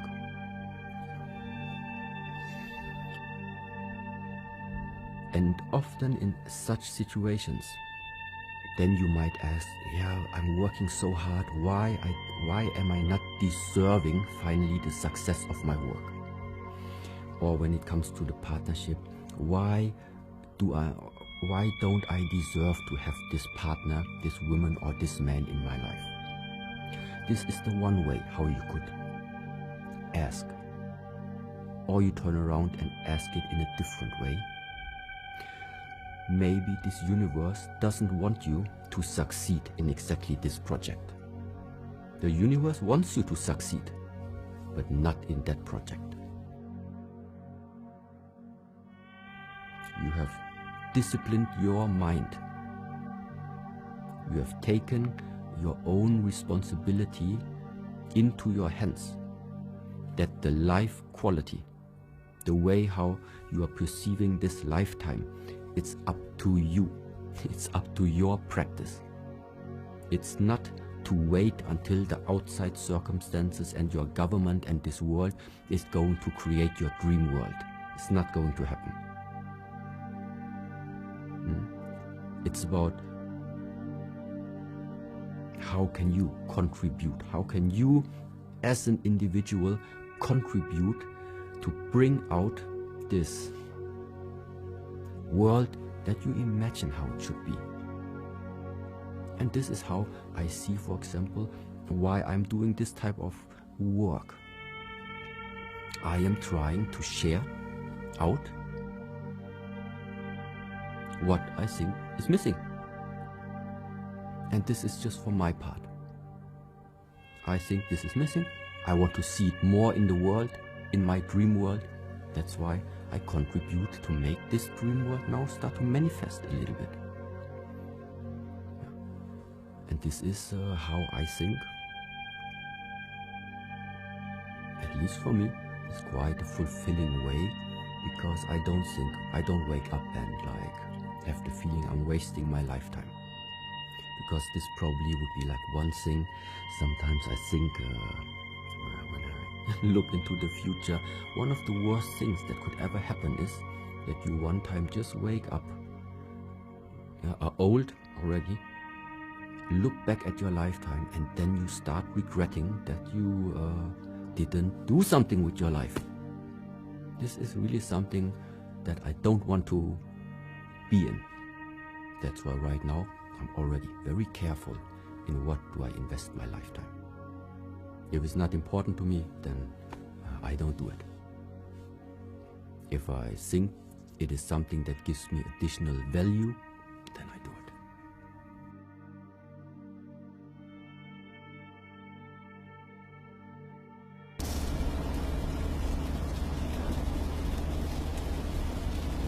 Everyone has the possibility to unlock something very, very special about him or herself. And it's up to your actions. Ultimately, it's you yourself who also is able to unlock it. Sometimes you need the key to unlock it. It's not that you cannot do it. The problem is only you don't know how. You don't know where to start. You don't know where to look. And this is why sometimes in this lifetime you are meeting someone that we call a teacher, that we sometimes call a master. It was you who put the effort into doing the training, doing the research, doing the work. Ultimately it was you. But it was him or her that gave you that spark, that gave you that key, that you eventually started doing it. And this is why sometimes you need these people, because they hold the key for you to enter into the next door. They are the gate holders, the gatekeepers.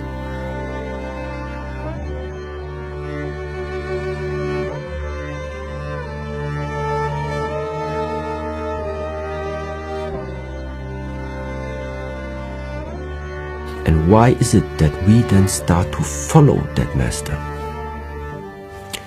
Because he has the key.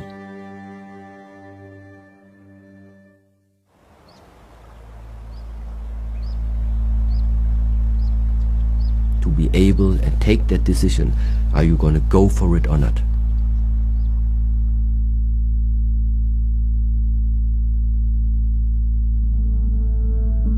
But being asleep all the time is difficult.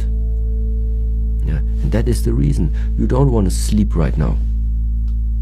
You want to be awake. You want to be awake, and you want to be clear.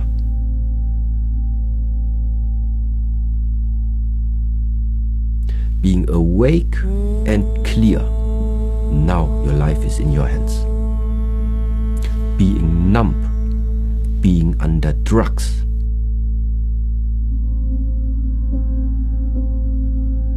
be awake and be clear, and then fill up your energy tank.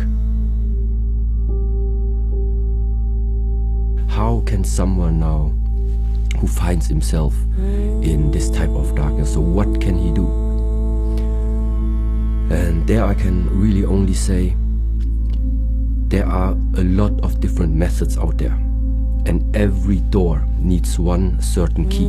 Sometimes the Shaolin methods are not always the proper ones to just be offered to anyone. Sometimes it just doesn't fit. So if I right now just replace that word darkness with the term that something is closed, the possibilities are closed, because there's nothing to see. You don't know what to do. So what are we doing in the different methods now in the Shaolin Temple? Number one step is open the body, or open the human. Open the human not only in terms of physically opening, meaning stretch open the muscles, stretch open the tendons, stretch open the ligaments, open really the body, open the lungs that more oxygen can come in. But also means open the mind. Open the mind meaning to realize whenever you are in a way limiting your views, for example, limiting your own perspective. And by regularly practicing, every day we have exercises to open the body. Every day we take care that we are opening and stay with the open mind. This openness after time is something that we are then starting to incorporate into our being, into our daily life. And this is what opens then the doors again. The more open you become, the more you will see once again the possibilities that are out there.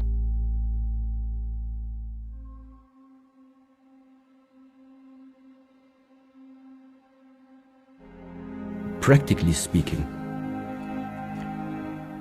what should you do? Increase the level of activity.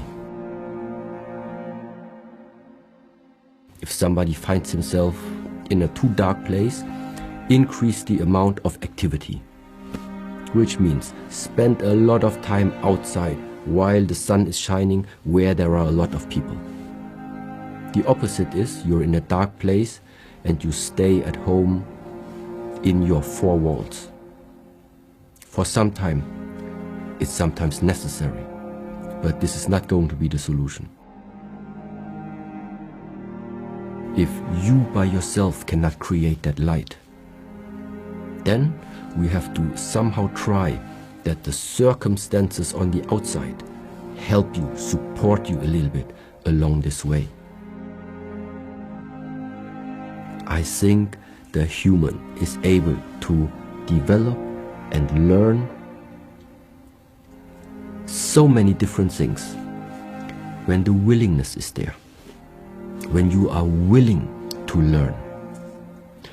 You are willing to learn, and afterwards you put that willingness into a form.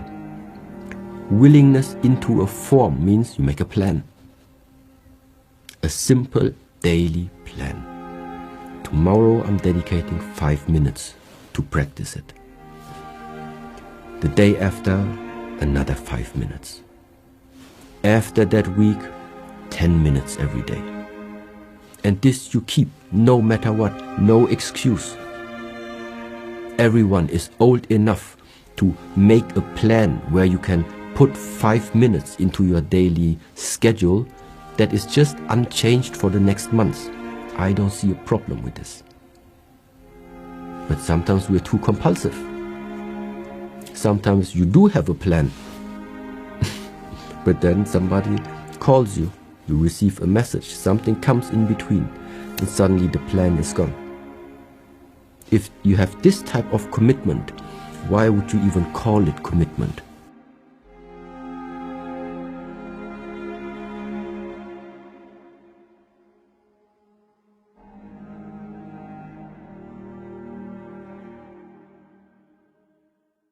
The human mind is not made to stay at one place at one time. The commitment knows it. That's why we give it. This is why we say, okay, I commit to it, because I know that hard times will come, that I will find excuses why not to make it, that I will have days I'm not in the mood to practice it. I know these times are gonna come, but this is why you do the commitment.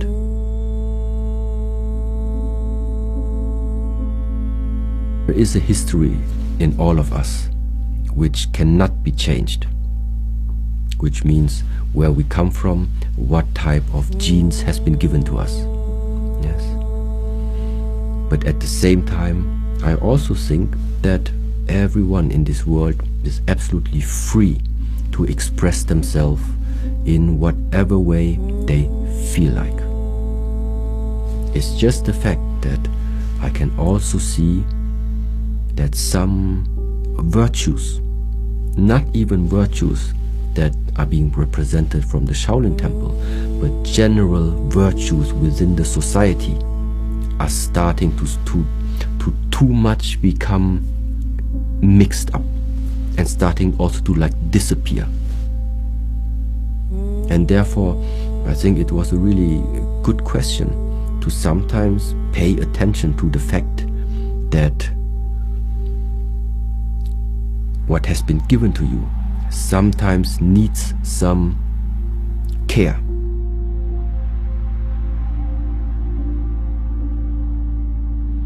When it becomes your habit, automatically a different quality starts to emanate from you.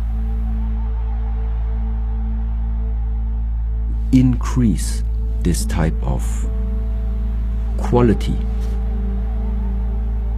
then I think this is what you should do. You don't jump around too much. You are not undecided. Before you talk, you think. Before you talk, you think. You don't just let it flow out. But once it is said, it's backed up with action.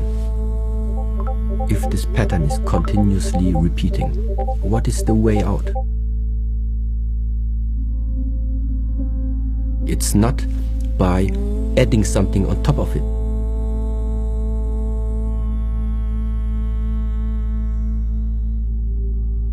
Because it seems like it's always about adding something more.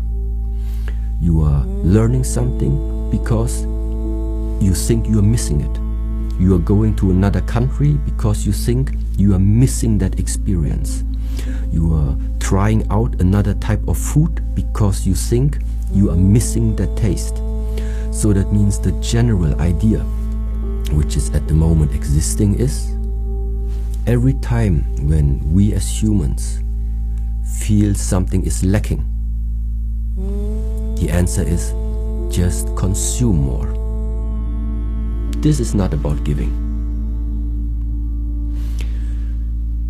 It's about taking.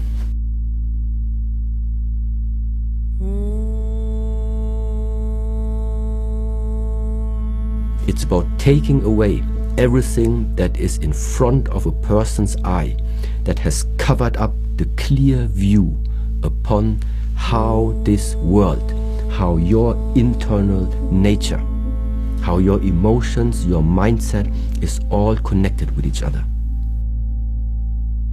The reason why I talk, which seems like I'm giving out something. No, I'm not giving out. I'm just saying something in order for you yourself to let something fall, to realize for yourself that there was something in the mind, there was a concept, a belief system, a way of thinking inside of you all the time already, that maybe now you realize that one has no fundament anymore. Actually, it is blocking me more than it actually does help me.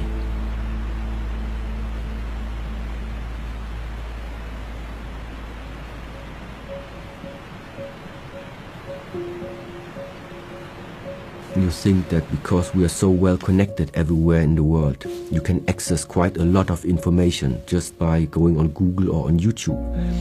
Of course, it feels like that you are independent because you have access to the whole world just by sitting at home. Yes, This is a trend. This is a development which is going on now for quite some time and will still go on in the future until it will shift.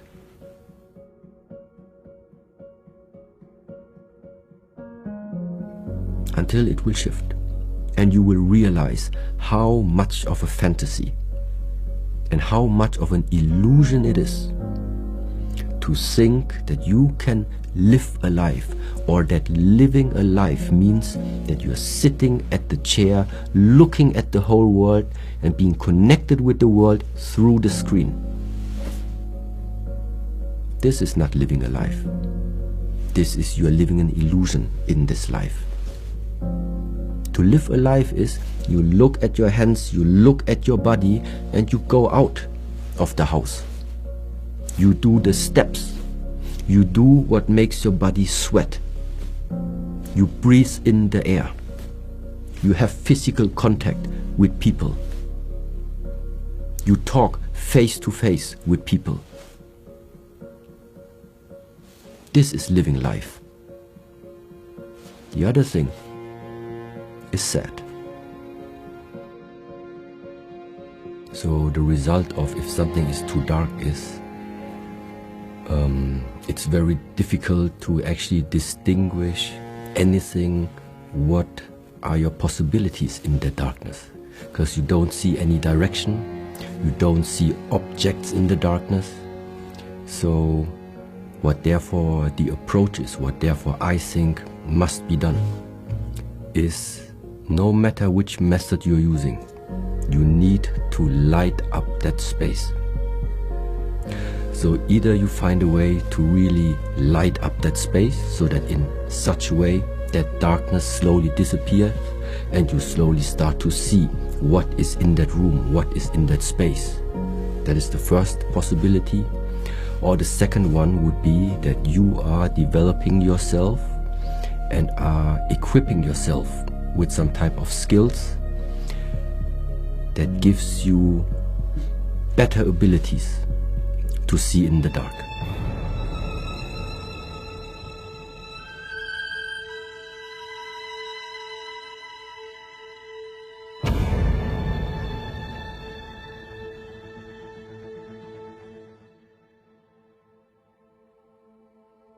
Traditionally, from the Buddhist teaching, it's called karma. It's a concept which sometimes is also related to the principle of cause and effect. Maybe I mentioned it in some of the videos before, but it's still very, very useful to understand it. It is just saying that nothing happens out more or less only by coincidence. Things start to happen because they are constellation, or because something has lined up in just the proper way for it to now fulfill itself. And so we say, when you plant an apple seed, the chances are high that you can get an apple tree. And when you are planting an orange seed, you can also have the potential to get that orange tree. And now the question is, how good, when you watch out in this life and when you watch out at yourself, can you see all these things that needed to be lined up in order for you, let's say, to succeed in something particular.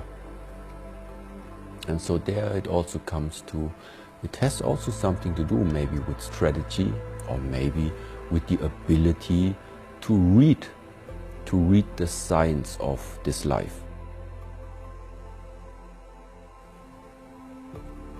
And the better, like in the chess game, the better you can read the signs, the better you understand how that game there works, the higher the possibilities are that this game is going to end in the way how you imagine this game to end, meaning that you're the winner.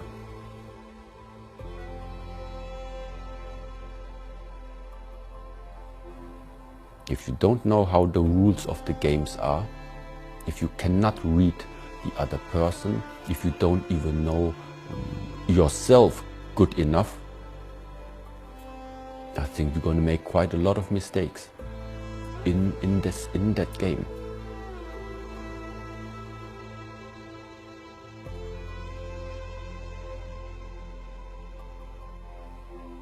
Many people nowadays maybe think also you need to live in the monastery, or maybe shave your head and be monk, or live like a monk. Well, let's say like this, it helps. It helps because all of this only means that for some period in your life, you don't care, let's say, what style you have. You're not interested to have a relationship at those moments. So at the end, it's really just about that you have some dedicated time where you say, first of all, I invest in myself. 1 year, 2 years, 3 years.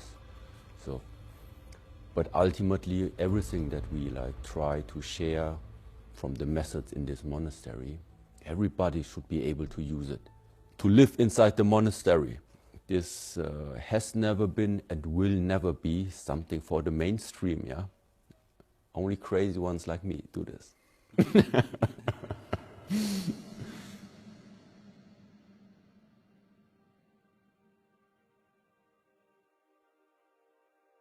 There's for everyone, there's something. So that's the point. And this is why it also makes sense then to why at all I think there are methods that can be shared to the public. Some things it's not interesting for them because nobody would really have the time to practice these things. But other things, it's good and important to know.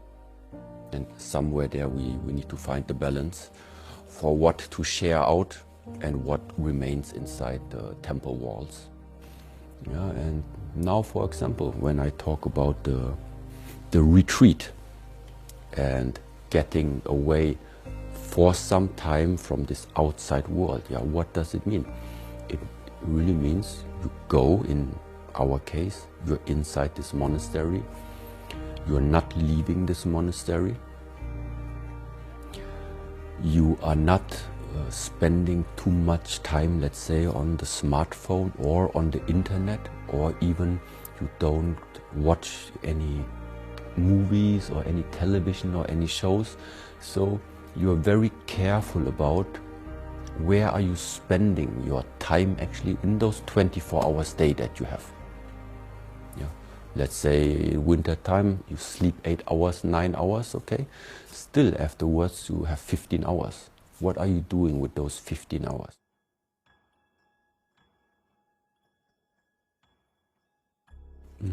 So normally the daily schedule is really like this, that at around 6 in the morning, normally my disciples and the novices, they already start to stand up. Because 6 o'clock until 7 is the time where, first of all the animals in this monastery need to be taken care of. Meaning the food for the horses, the food for the dogs, the food for the cats. This is what's happening between 6 and 7. Other ones are preparing the breakfast at that time, because 7 o'clock then is breakfast, and then starting from 8 o'clock until 11, this is like the first morning session for training. Summertime, wintertime, it's a little bit different, but at the moment we are starting normally with the meditation. So sitting meditation, very calm, warming up the body just gently, but then afterwards it's just sitting calm and just breathing. This is how the day starts. And then comes like the physical training, like you saw it before, a little bit more active, and also depending on what is it that this student, for example, wants to develop at the moment.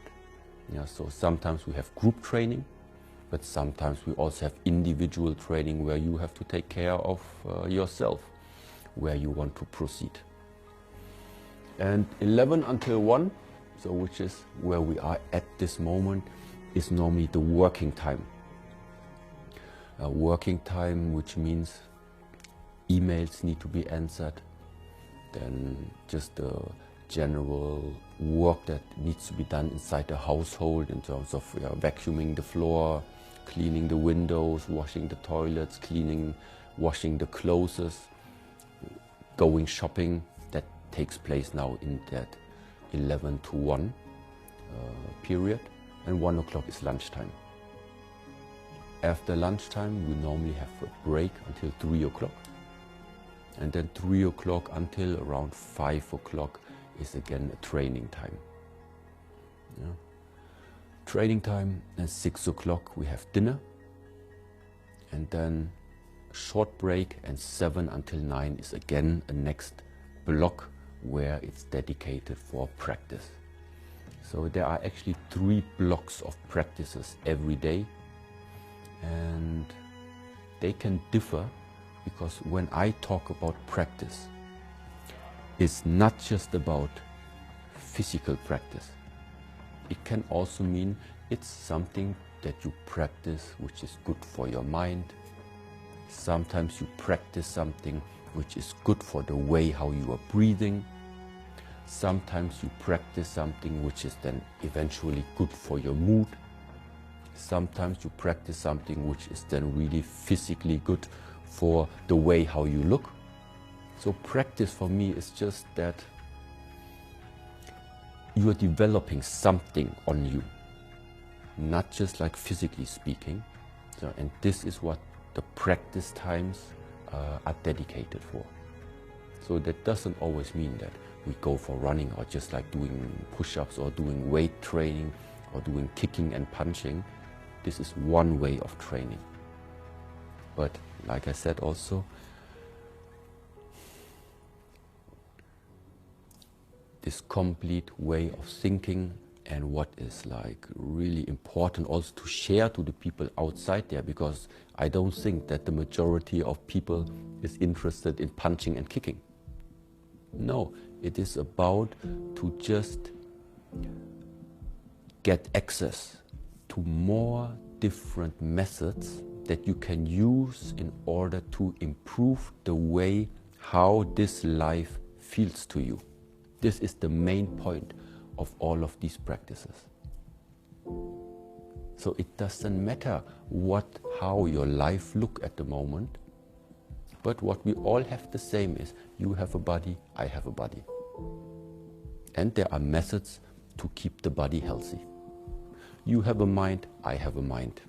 And there are ways how to develop the mind in such a way that you don't make too many mistakes when it comes to taking decisions. Meaning, there are ways how to take decisions that afterwards you are not going to regret.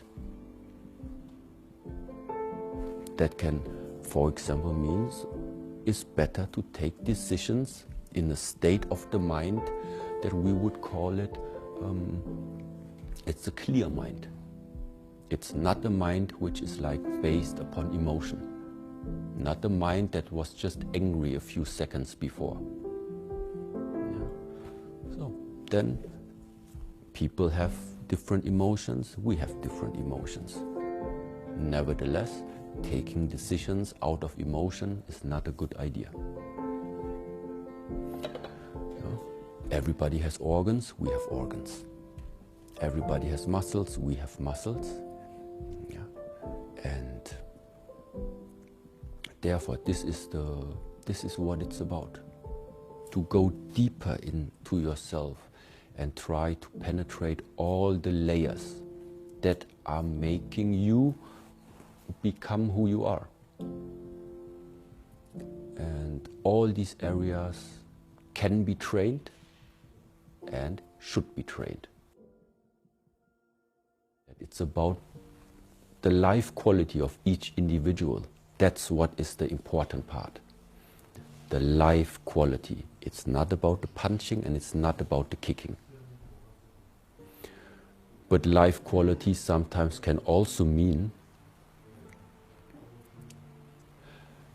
you just feel more stable, you just feel better, that when you go somewhere, you know that you are feeling strong, you are feeling ready, you feel that you are able to protect the ones that you like.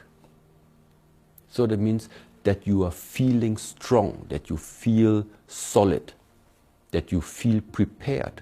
This can also have a significant influence in the way of your life quality, in the way of how you are like walking through this lifetime. Be stable.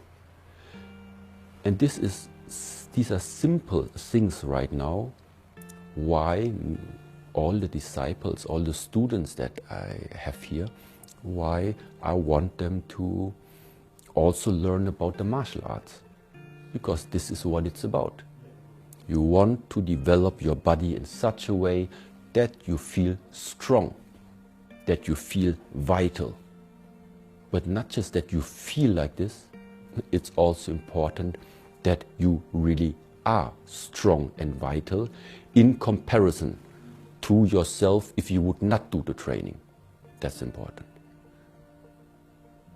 So all this martial art training, it is about, in ancient times, it was about preparing and forging your body in such a way that you become a weapon, or that your limbs, your body becomes suitable to use it as a weapon. It doesn't mean you have to do it. It just means you need to forge it like this, first of all. This is why still nowadays, 1,500 years, even after the original founding of the tradition in China, we are still keeping up exactly these training methods. Because to express physical strength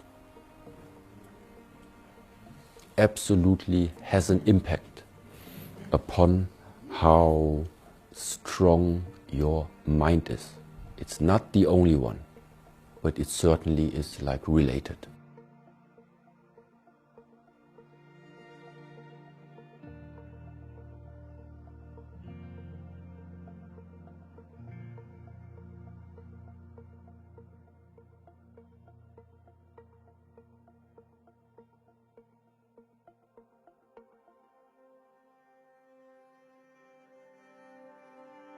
It's called, in the past, it's called warrior monk. Yeah, so normally when we translate it, it's called warrior monk. So if you take it literally, or if you read it in this way, it means number one is there is a warrior. Okay, that's it. First of all, there is a warrior. So now whatever that warrior means to you. Number one, there is the warrior. And then there's the monk. So it's a warrior who lives as a monk. Which means he has the capacity, he has the potential of bringing out the warrior, but he doesn't do it. Why not? Because martial arts, the practice of the wushu, or being a warrior, very often warrior, yes, also including the word war. We don't want war. It's not what we want. Because in this war, people get hurt. In this war, you have even more suffering. Yes? So, the warrior normally is, sometimes we can call it, it's the dark side of you. It is the dark side of a person. The only difference why it's called warrior and it's not called, let's say, a demon is because sometimes demons are controlling you. A warrior is different. It's the same type of power, it's the same type of force, but you are in control of it. So you have disciplined the dark side of yourself. This is the warrior part.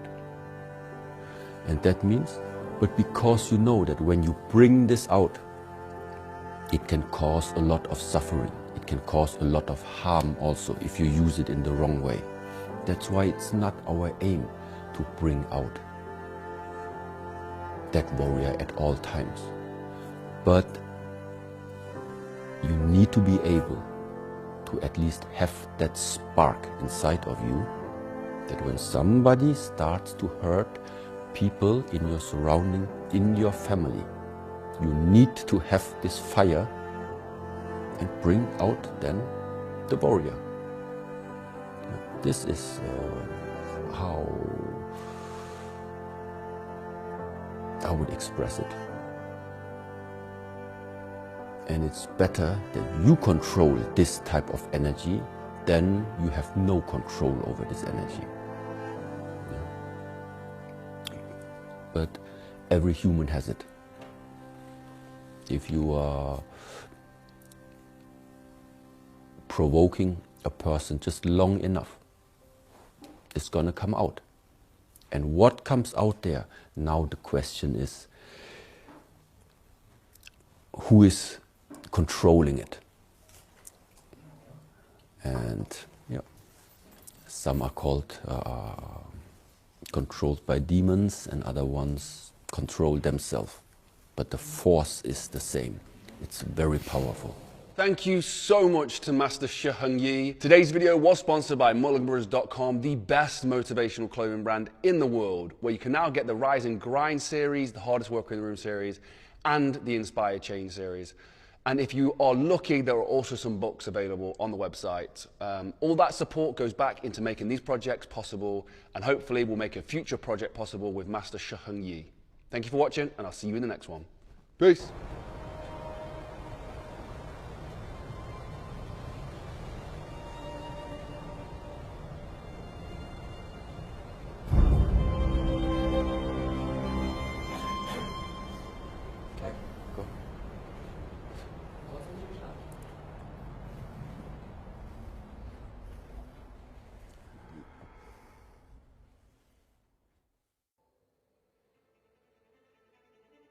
Is called warrior monk. Yeah, so normally when we translate it, it's called warrior monk. So if you take it literally, or if you read it in this way, it means number one is there is a warrior. Okay, that's it. First of all, there is a warrior. So now whatever that warrior means to you, number one, there is the warrior.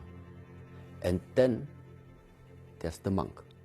So it's a warrior who lives as a monk, which means he has the capacity, he has the potential of bringing out the warrior, but he doesn't do it. Why not? Because martial arts, the practice of the wushu, or being a warrior, very often warrior, yes, also including the word war. We don't want war. It's not what we want. Because in this war, people get hurt. In this war, you have even more suffering. Yes? So, the warrior normally is, sometimes we can call it, it's the dark side of you. It is the dark side of a person. The only difference why it's called warrior and it's not called, let's say, a demon is because sometimes demons are controlling you. A warrior is different. It's the same type of power, it's the same type of force, but you are in control of it. So you have disciplined the dark side of yourself. This is the warrior part. And that means, but because you know that when you bring this out, it can cause a lot of suffering. It can cause a lot of harm also if you use it in the wrong way. That's why it's not our aim to bring out that warrior at all times. But you need to be able to at least have that spark inside of you, that when somebody starts to hurt people in your surrounding, in your family, you need to have this fire and bring out then the warrior. Yeah, this is how I would express it. And it's better that you control this type of energy than you have no control over this energy. Yeah? But every human has it. If you are provoking a person just long enough, it's gonna come out. And what comes out there, now the question is, who is controlling it? And yeah, some are called controlled by demons, and other ones control themselves. But the force is the same. It's very powerful.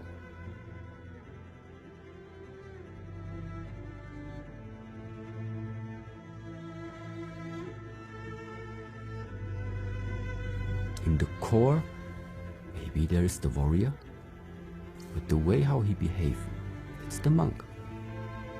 On average daily life, he's peaceful, but only because he decides to be peaceful. But he is still able to tap into the other area. That is the difference. And so sometimes, and yeah, one of my masters that I appreciate very much, he really said it straight out like this. If somebody starts to attack your family, you need to be able to protect your family. And this type of power,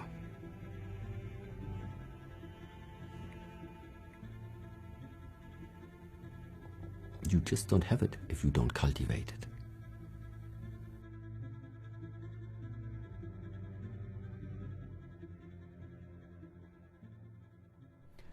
That type of spirit to not give up when the times are getting hard.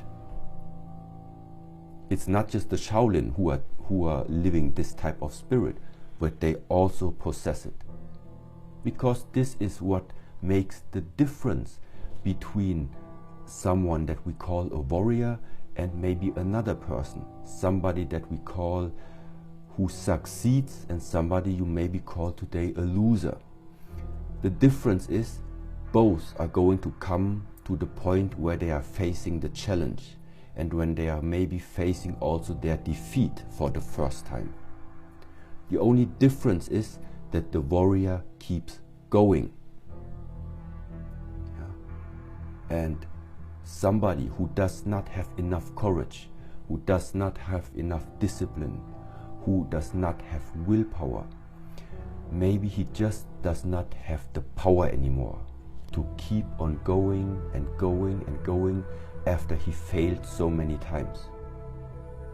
But because of these failures, because there is something inside of you which feels that you don't want to fail the 4th and 5th and 6th time anymore, because of this, something else inside of you starts to become very, very strong.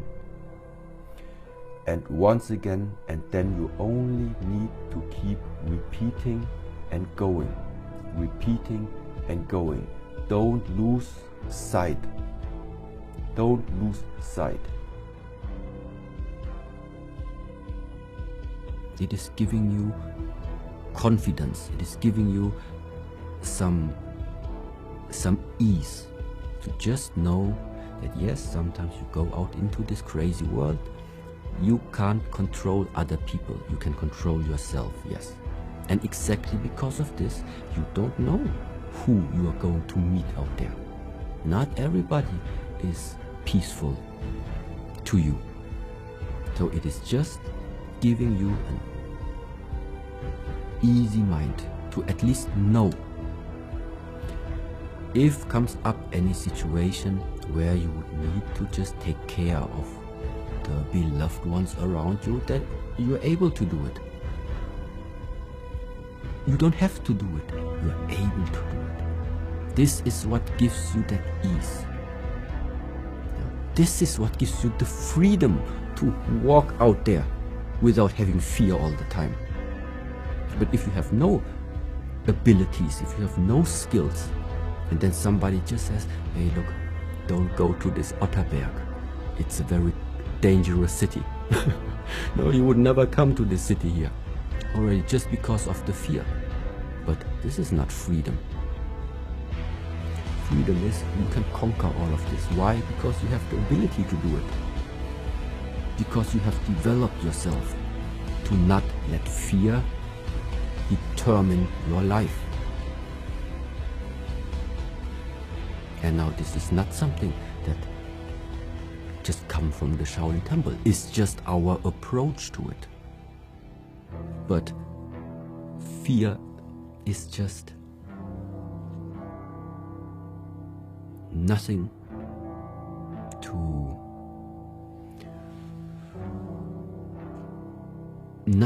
to let your life be determined by. Yeah.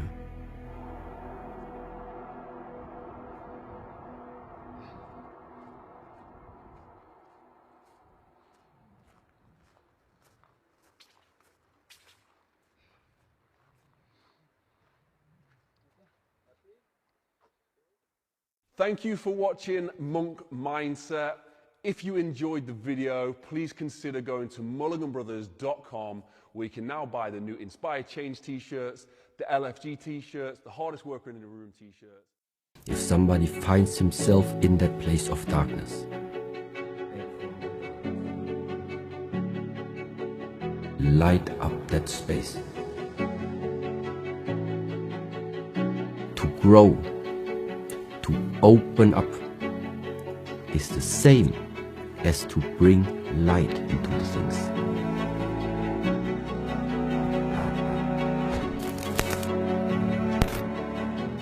Right now you are not feeling well, you are suffering, you are not sleeping well, you are not in the mood to do anything. There is that type of restlessness of the mind. It's too dark.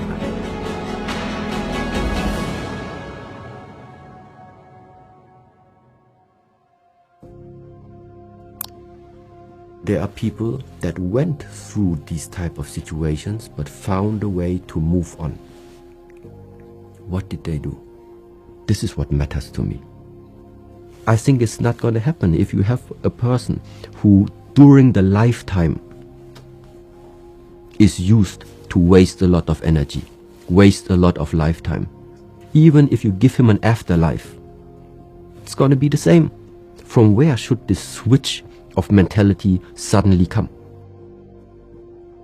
Waiting for better times to come, that you change something about you, is not going to happen. It's an illusion. You want to bring out something good, something, the better version about yourself. It's not going to happen in the next life. What you do right now, this is what you take to whatever gonna come afterwards. There is something we need to learn. And that one is rain. R-A-I-N. Rain.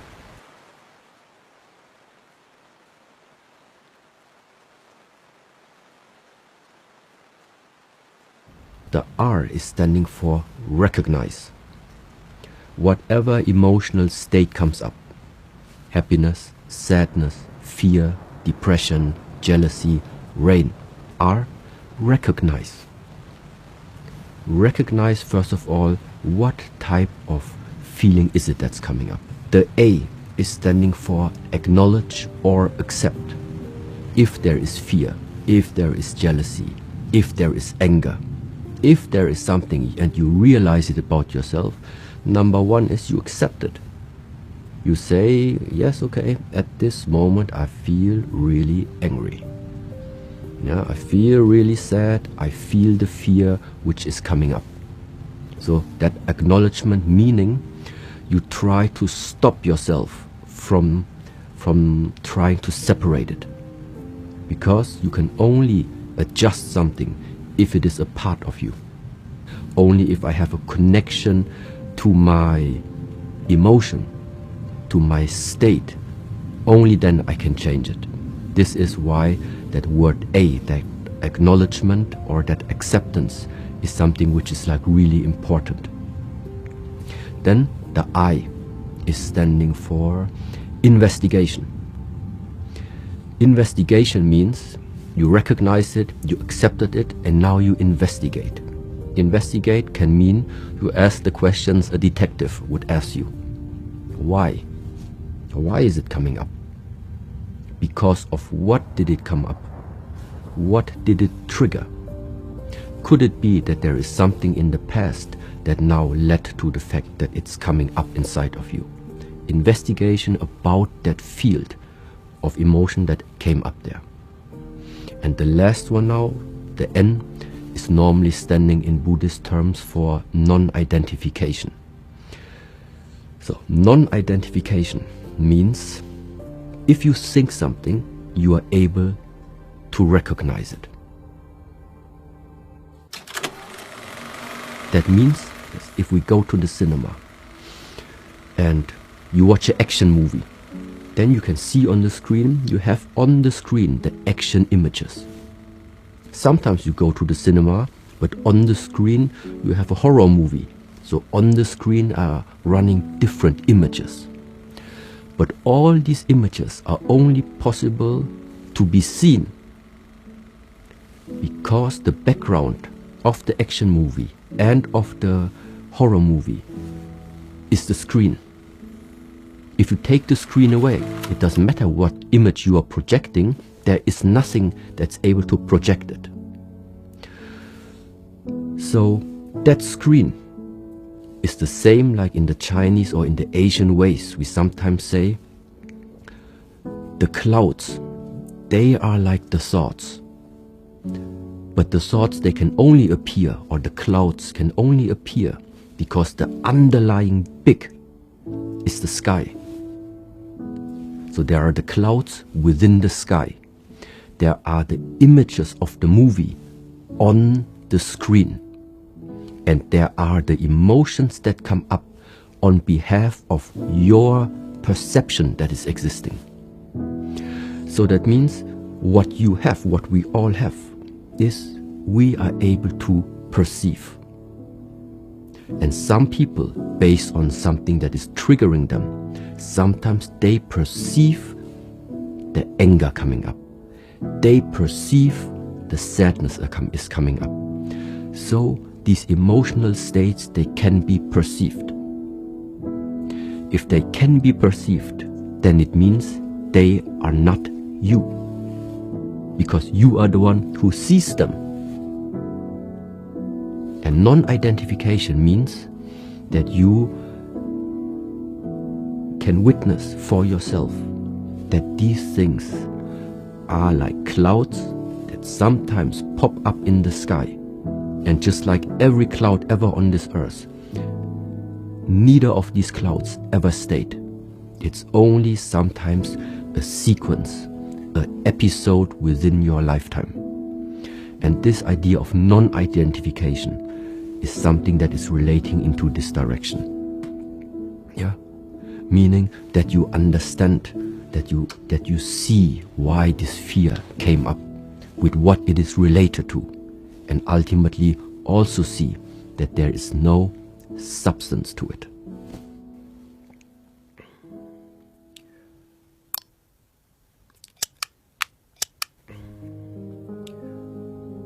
They see no other option.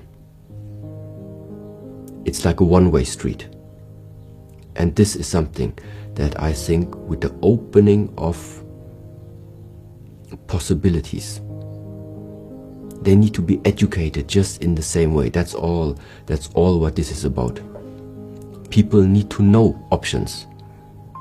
If nobody puts additional options in their minds, they cannot see it by themselves. And intention is what fuels life.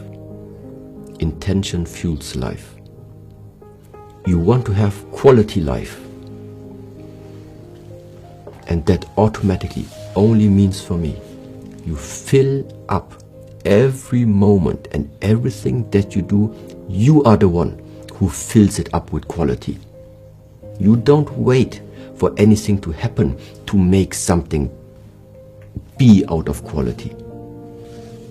You are the one, we are the one who can fill up whatever we're doing with quality. Everywhere we try to put as much as we can, that reminder inside again. Be mindful.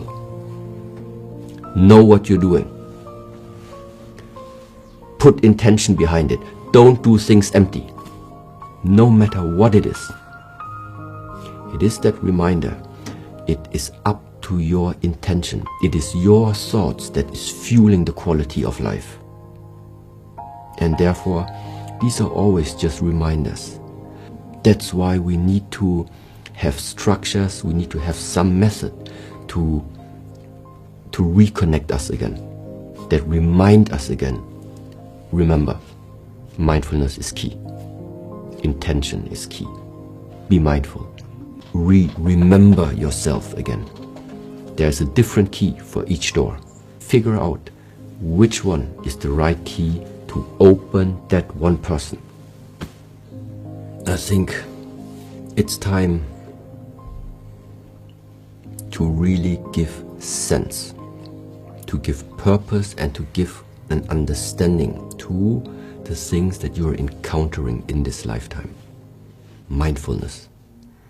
That word is out in this world so often right now.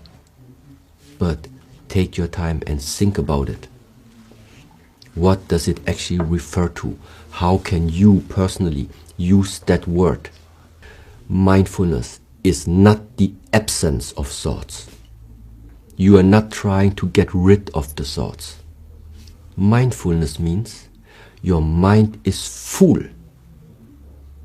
Mindful.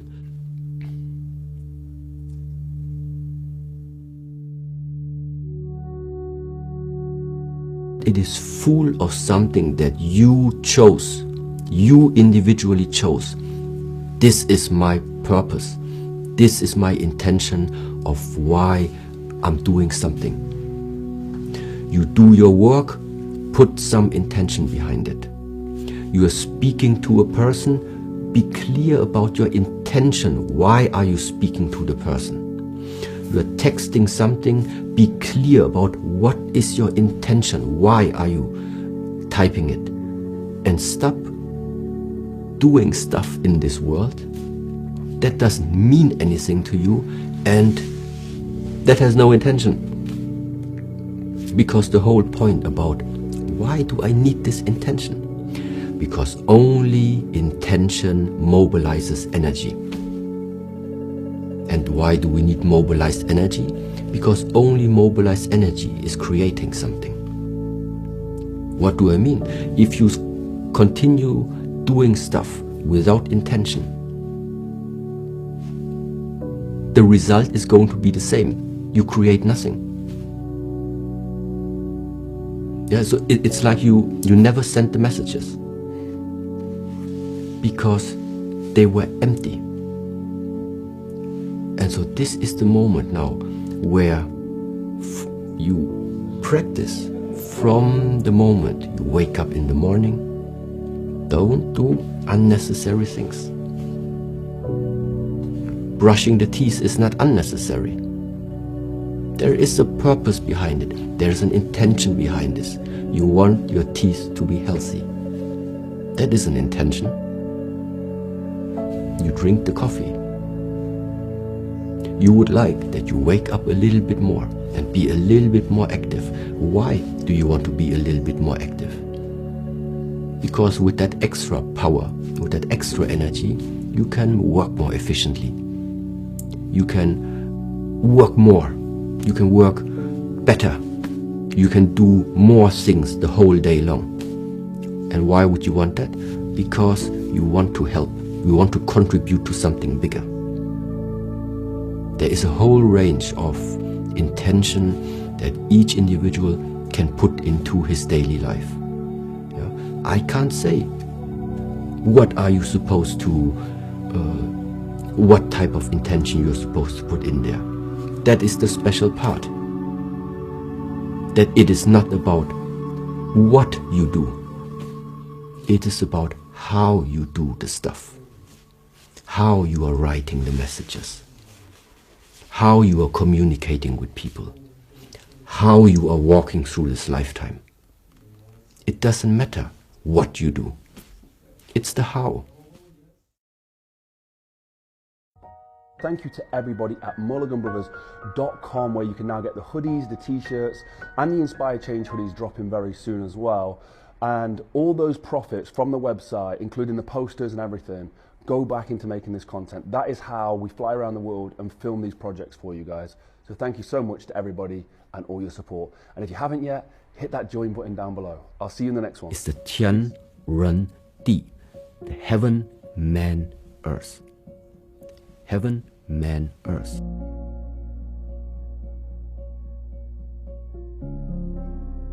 Which means the human is between heaven and earth. He's like the middleman between heaven and earth. From the heaven, he sometimes receives something, but only he has it. And now, what is he doing? Because he's in the middle, he brings this idea, this vision, boom, onto the earth and manifests it. Makes it real, yeah, for people to touch it, to see it. That I could right now say, I discovered for me. And since that moment when I really integrated this into my way of living, into how I walk through this lifetime, things are just effortless. Because I have the feeling that it's completely in harmony.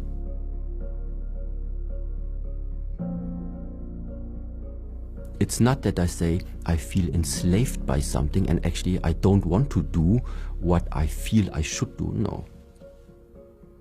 I feel that just by having this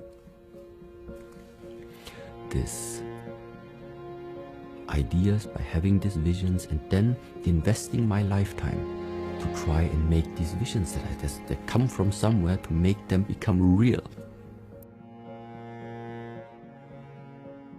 In the moment where I feel that it's just about, yeah, it's like you make your dream come true. It's like a wrong movie, yeah? It's like you write your own movie. Like this it feels. And it is so effortless. And I strongly trust that this is something very, very special that everyone is able to tap into.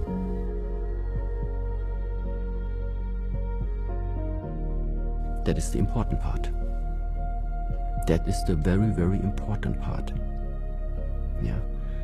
And what is necessary, so in order to maybe understand a little bit more what I'm talking about, first of all, you need to spend time with yourself.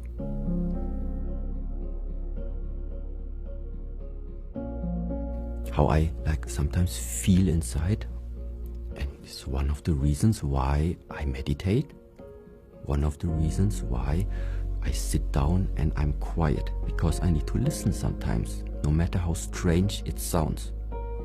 Listen to what?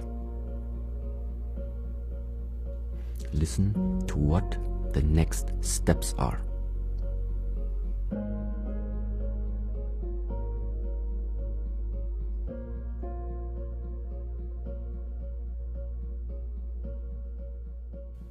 So what I'm saying is, if you invest a lot of your own effort, your own willpower, your own energy, your own work into something, but it's not your, sometimes we call it karma, or it's not your destiny, or it's not in harmony with someone's more powerful presence, but then it doesn't matter what you want. You're not going to succeed.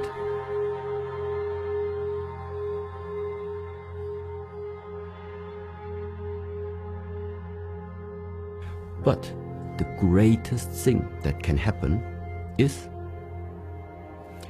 you hear the message. You feel the message. You hear the call. And then you are taking now your lifetime, your 24 hours day, and make this call take reality. Because what it then means is, there is a plan, and you are here with your own hands, capable of fulfilling that plan. Because when we talk about like this, yeah, what does a plan mean? What is an idea? What is a vision? First of all, it is something that every human, when he has it for himself. He has it inside of his mind. He has it in his imaginary world, let's say.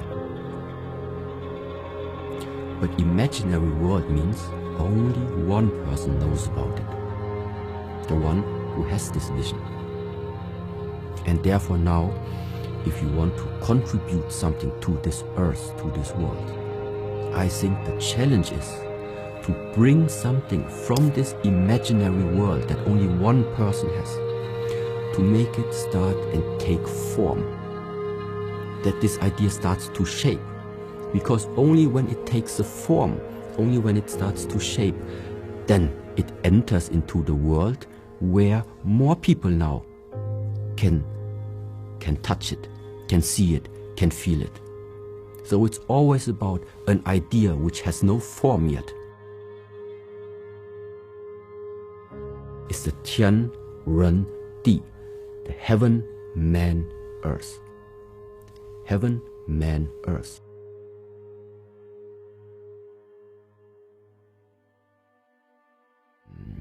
Let me put it a little bit more to the point. Yeah, right now we have 8 billion people in this world. Everybody has his own ideas and his own expectations, maybe, how he sees himself and what he would like to do with himself during this lifetime. So that means we have 8 billion different ideas. And one misconception maybe, or just something to meditate about, to contemplate about is, why would this world, why would this life, or even this universe, care about an individual's expectation about life? And now we are not just having one, we are having 8 billion individual expectations about life. We are talking right now about the creator of everything. The creator of the universe, the creator of the planets, of the humans, of the animals, of the plants, of all possibilities in this world. We are talking about this type of force. In comparison to the expectation of an individual human.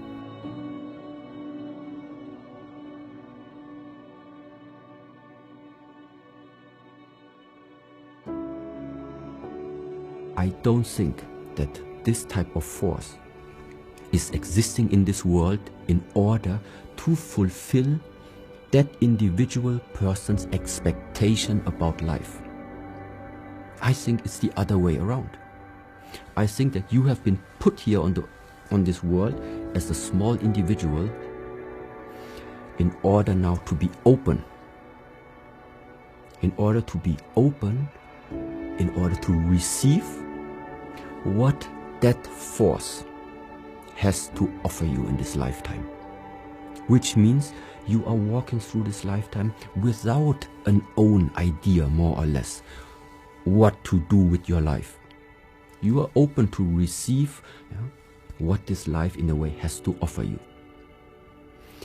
And how do you know that you are getting these messages, or how do you know that you are on this path that I'm trying to at least present it a little bit graspable to you? Just imagine you are working on a project, no matter what type of project that is. You invest a lot of effort, a lot of time and a lot of energy into this project. But no matter how hard you try, you are not succeeding somehow. Even though you watch around, other people make similar projects, but they invest way less energy than you do. But they are succeeding. It's the Tian Ren Di, the heaven, man, earth. Heaven, man, earth.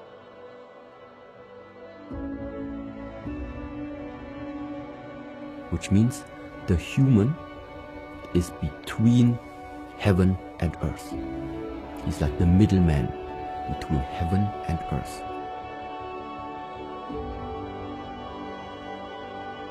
From the heaven, he sometimes receives something, but only he has it. And now, what is he doing? Because he's in the middle, he brings this idea, this vision, boom, onto the earth and manifests it. Makes it real, yeah, for people to touch it, to see it. If you enjoyed the video, please consider going to mulliganbrothers.com, where you can now buy the new Inspire Change t-shirts, the LFG t-shirts, the Hardest Worker in the Room t-shirts. Everybody who's been supporting us has made this project possible, and projects like this in the future possible. We cannot fly all around the world with our film crew and ourselves and do these interviews and documentaries without your support. So thank you very much. The support has been amazing and we appreciate it. Also, there is a join button down below where you can consider becoming a YouTube member of this channel by hitting that join button. Thank you for watching. Have a blessed and productive day. Go inspire some change, and I'll see you in the next one. Peace.